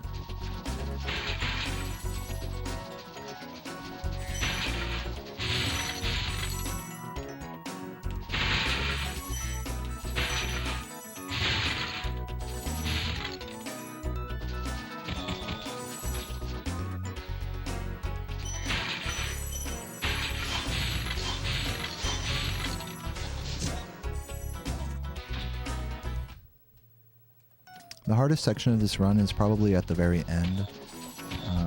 The hardest individual level, I'll say, is probably Jock to do well. And then the hardest section is getting Rat Proxy first try in Nork's Nasty Nork homeworld. This level's pretty tough as well, getting that supercharge sequence correct.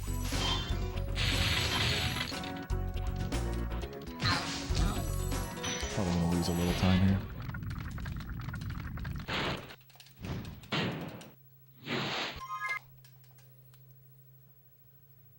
Keeping it under 10 seconds behind, though, despite dying in Alpine, so keeping it strong.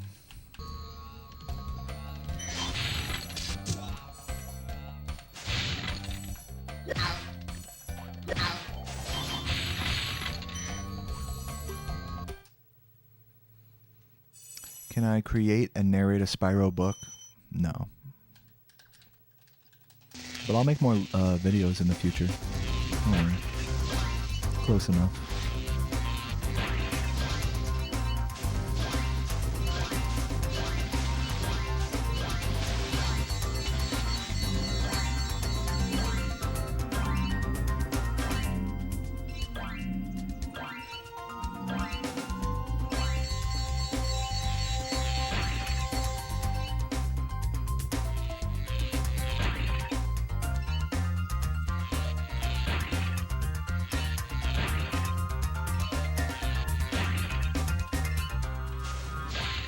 Nice turn.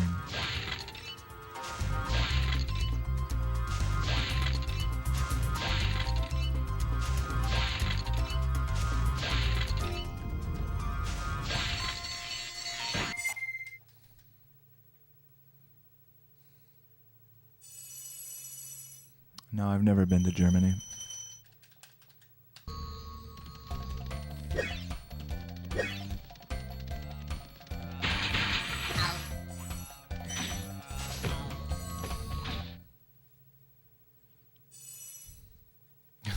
A nice book, as I. What's up, Kilto?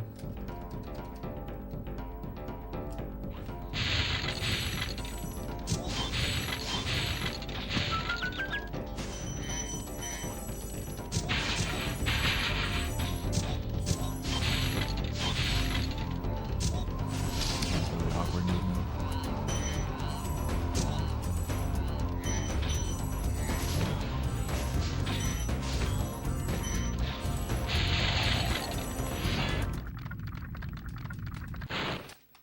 There's exceptions to me being shirtless. It's not like a bit that I'm committed to or anything.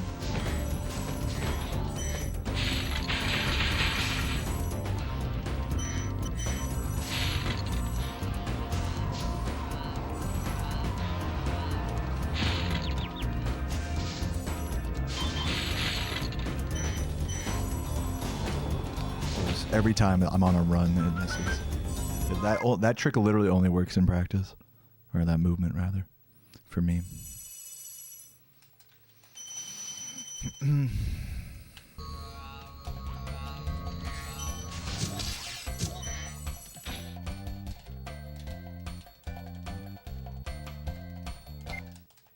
Officially 10 seconds behind.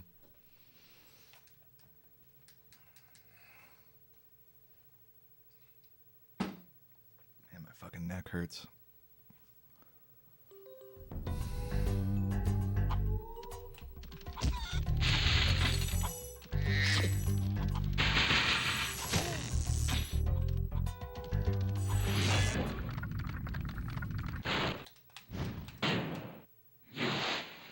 Ooh, I'm dropping frames. I'll let you guys know when it gets better.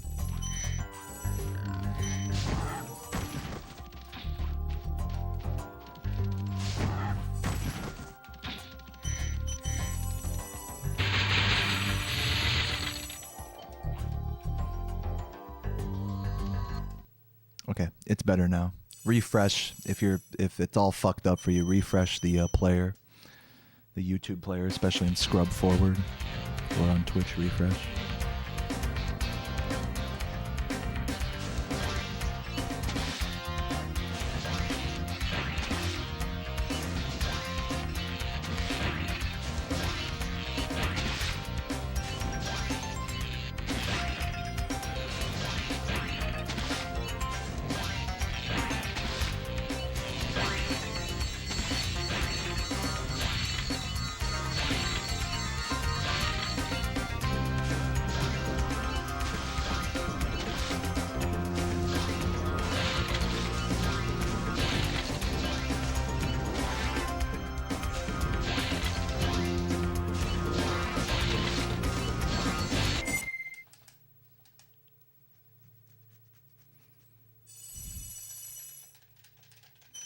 Did my chat guy get back to me? He mysteriously disappeared. No, he's not mysteriously disappeared. He got back to me. He has like life stuff going on, so you know it's gonna be another like, I don't know, week or so. It's gonna be another few days at least before the old chat is fixed. But we're working on it. And we'll have all of the cute little like MySpace, you know, font alterations and stuff on there.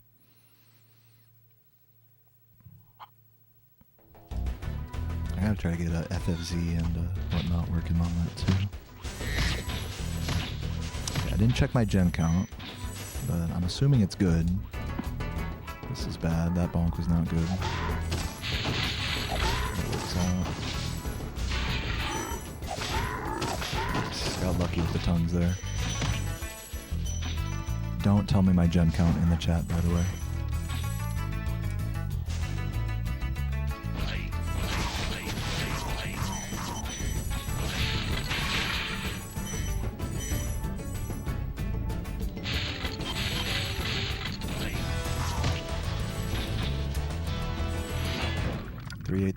Do me a favor and don't do that again. I appreciate it. I know you didn't know. It's all good.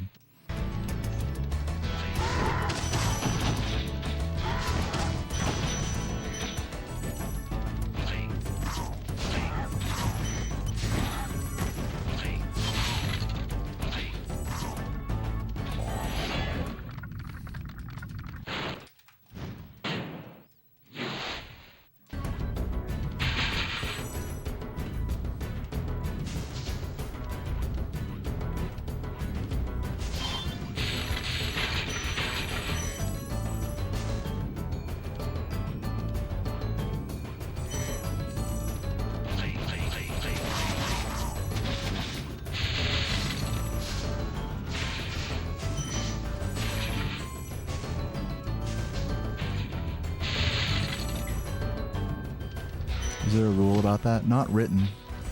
Don't worry about it. Like, just don't tell me my gen count. That's all.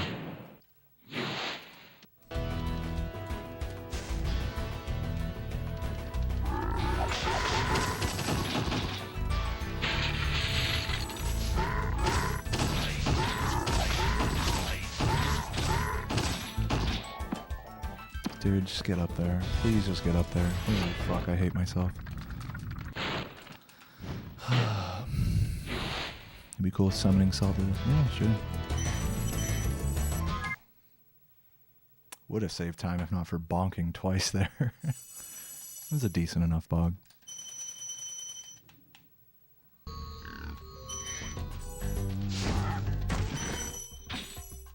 Still gonna no reset it? Why would I reset now? Do you like particularly not like the run now? What changed? I'm gonna try to no reset this.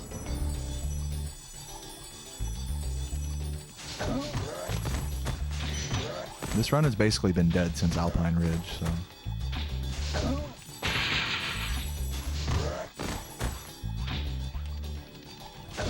Wow, that is so unfortunate.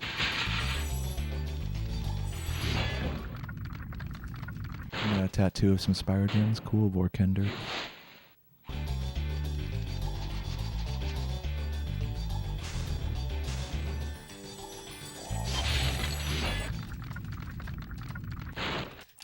I don't think this is gonna world record.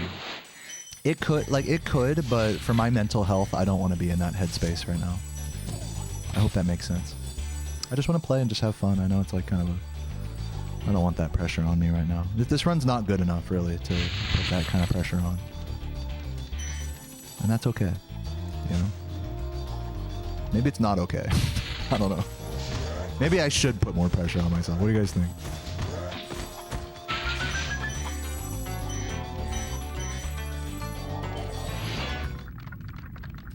Thanks for the good luck wit.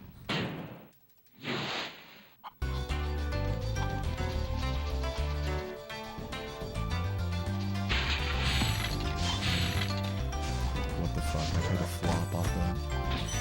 Tried to get an edge flop. Failed.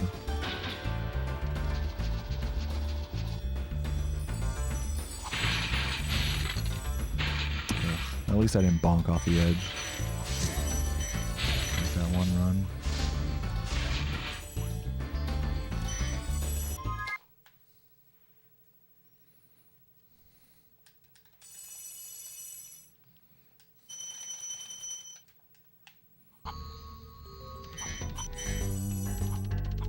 So I'm pretty sure since I missed a couple gems in treetops, I think I'm going to be under gemmed here.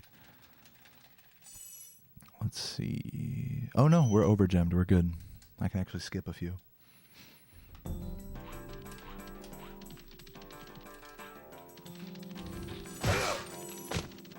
Nice, barely got that.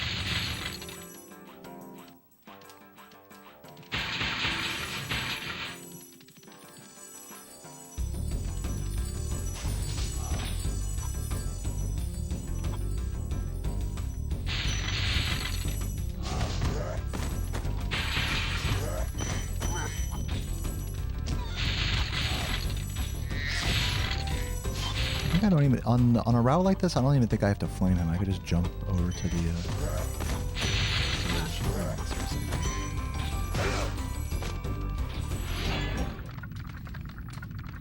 How consistent is the wall clip? It's based on how hard you hit the enemy into the corner, and if you can get into the corner before the enemy. So if you can get the enemy into the corner every time and be in front of him, then that wall clip is 100% consistent. However, being human, you don't do that every time. So for that reason, it's not always consistent. I forgot that I grabbed the yellow. So for me, I get it like maybe 70% of the time. Just depends. Some days I'm better at it than others. Today I've been getting it every time, which is nice.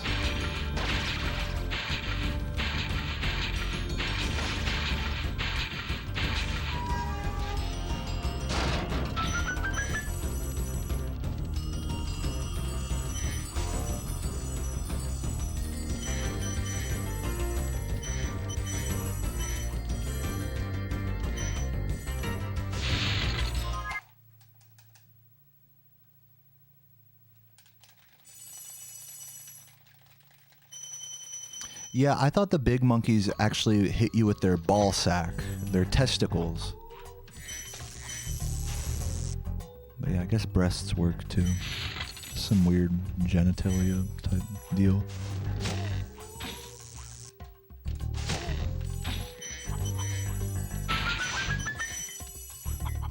Of course. Did I grow up with Spyro? Yeah, it was one of the first video games I played. I, of course, put it down and picked it up a lot throughout my childhood and adolescence, but I didn't start actually learning to speedrun it until 2013. So even though I grew up with this game, I was never like good at it or anything.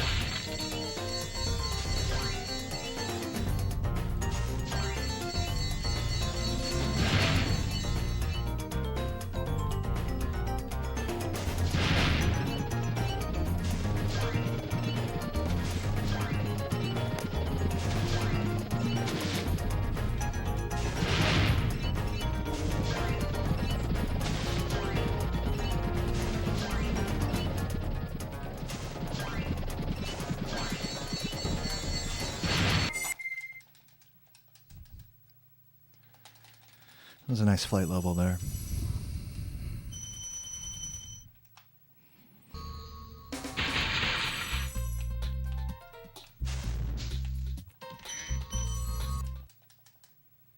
What's up, Desert Finch? Welcome. Yesterday you beat Spyro 120. Hold on, let me check my gem count. Okay, I'm 4 gems over. I'll read your message in a sec. Thanks for the inspiration. Appreciate that, Japan. Thanks for watching. Oh no.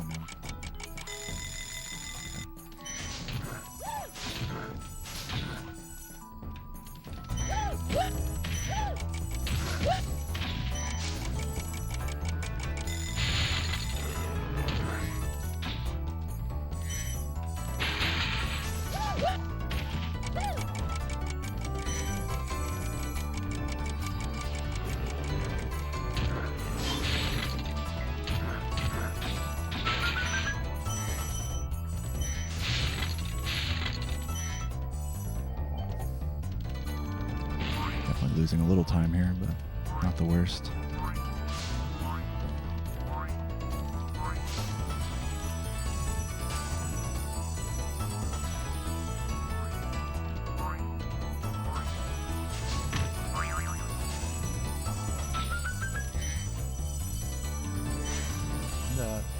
Dude, fuck you. Should have saved time there.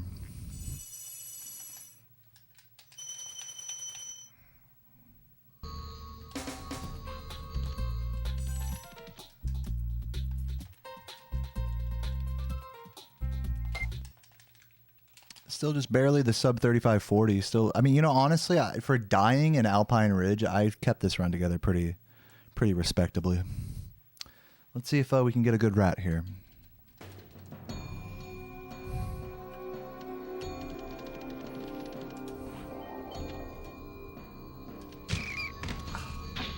I was aimed too far right. Let's see. Let's see if we can at least get one before the game over now. That's horrible.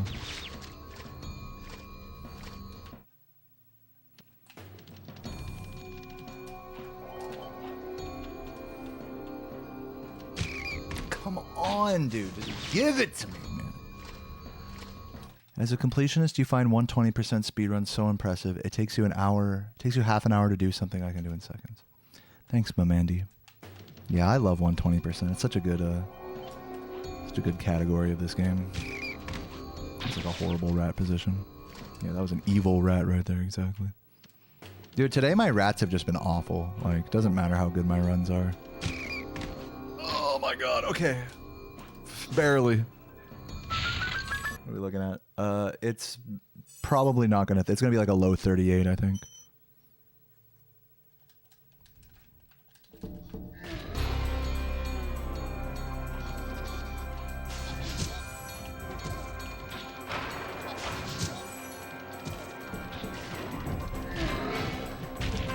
Yeah, that was technically this is my best run so far today, which is pretty bad.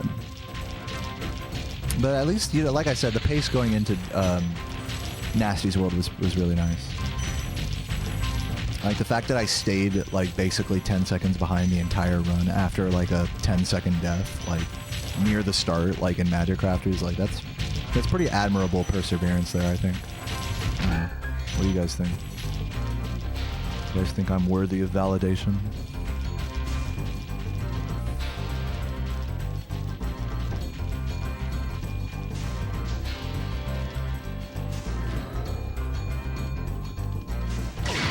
GG.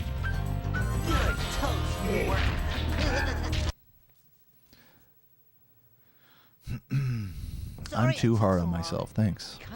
Thanks for the GGs, everybody. What about Ganasty Ganork? Nasty Nork?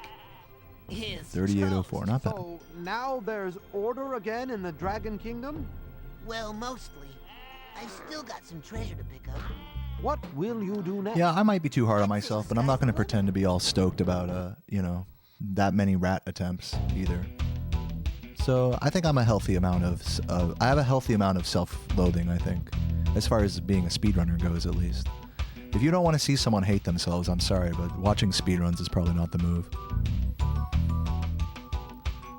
But yeah, all in all, I think I'm doing pretty good today, all things considered. I've been going for 3 hours. I could stop at this point. What do you guys think? Should I try it? I could do one more run, I think. I think I have one more run left in me. Any subs? Twitch subs would definitely inspire me to do a new run.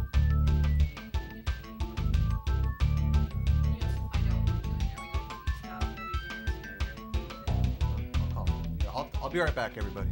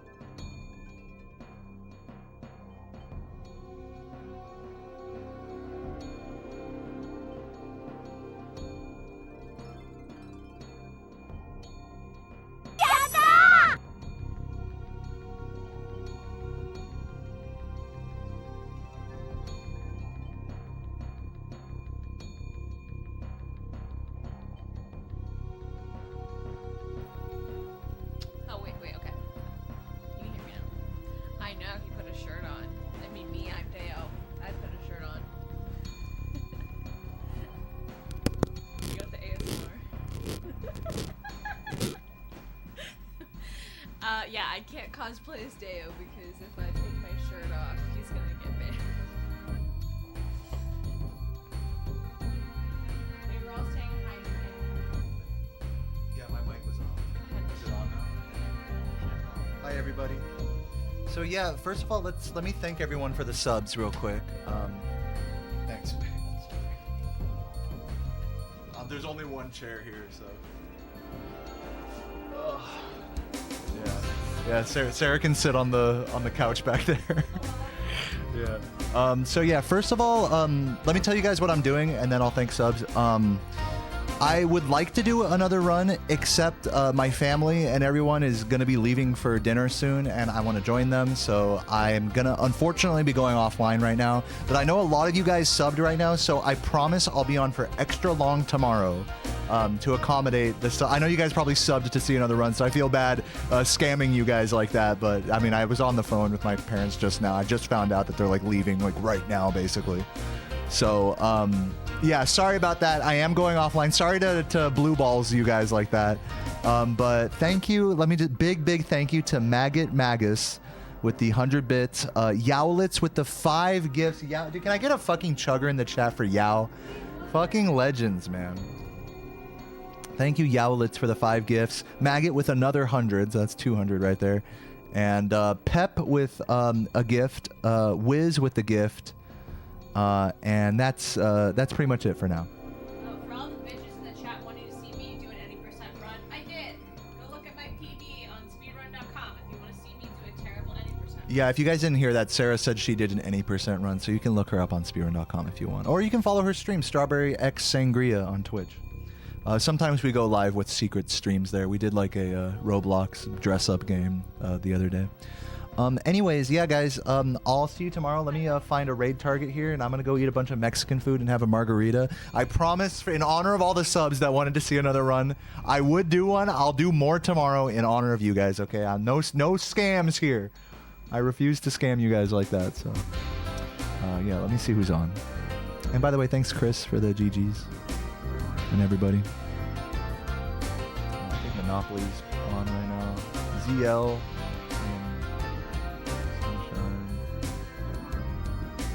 I'll raid Monopoly on that.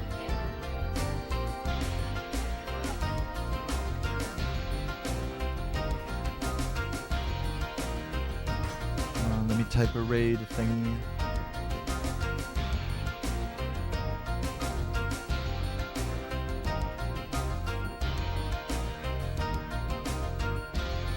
Yeah, thanks again everyone for the support and everything. As I said, I'll be on extra long tomorrow. Today's grind was pretty good. You know, like I pretty much got like 30. Every run that I got to Nasty's World today was a 37 pace, and my last run here was a 35:39, which is within 10 seconds of record. So really good. Just the rats weren't on my side today. That's just how it goes in this category. Yeah, hopefully we've built up enough good rat karma that tomorrow will be a good day with the rats. So.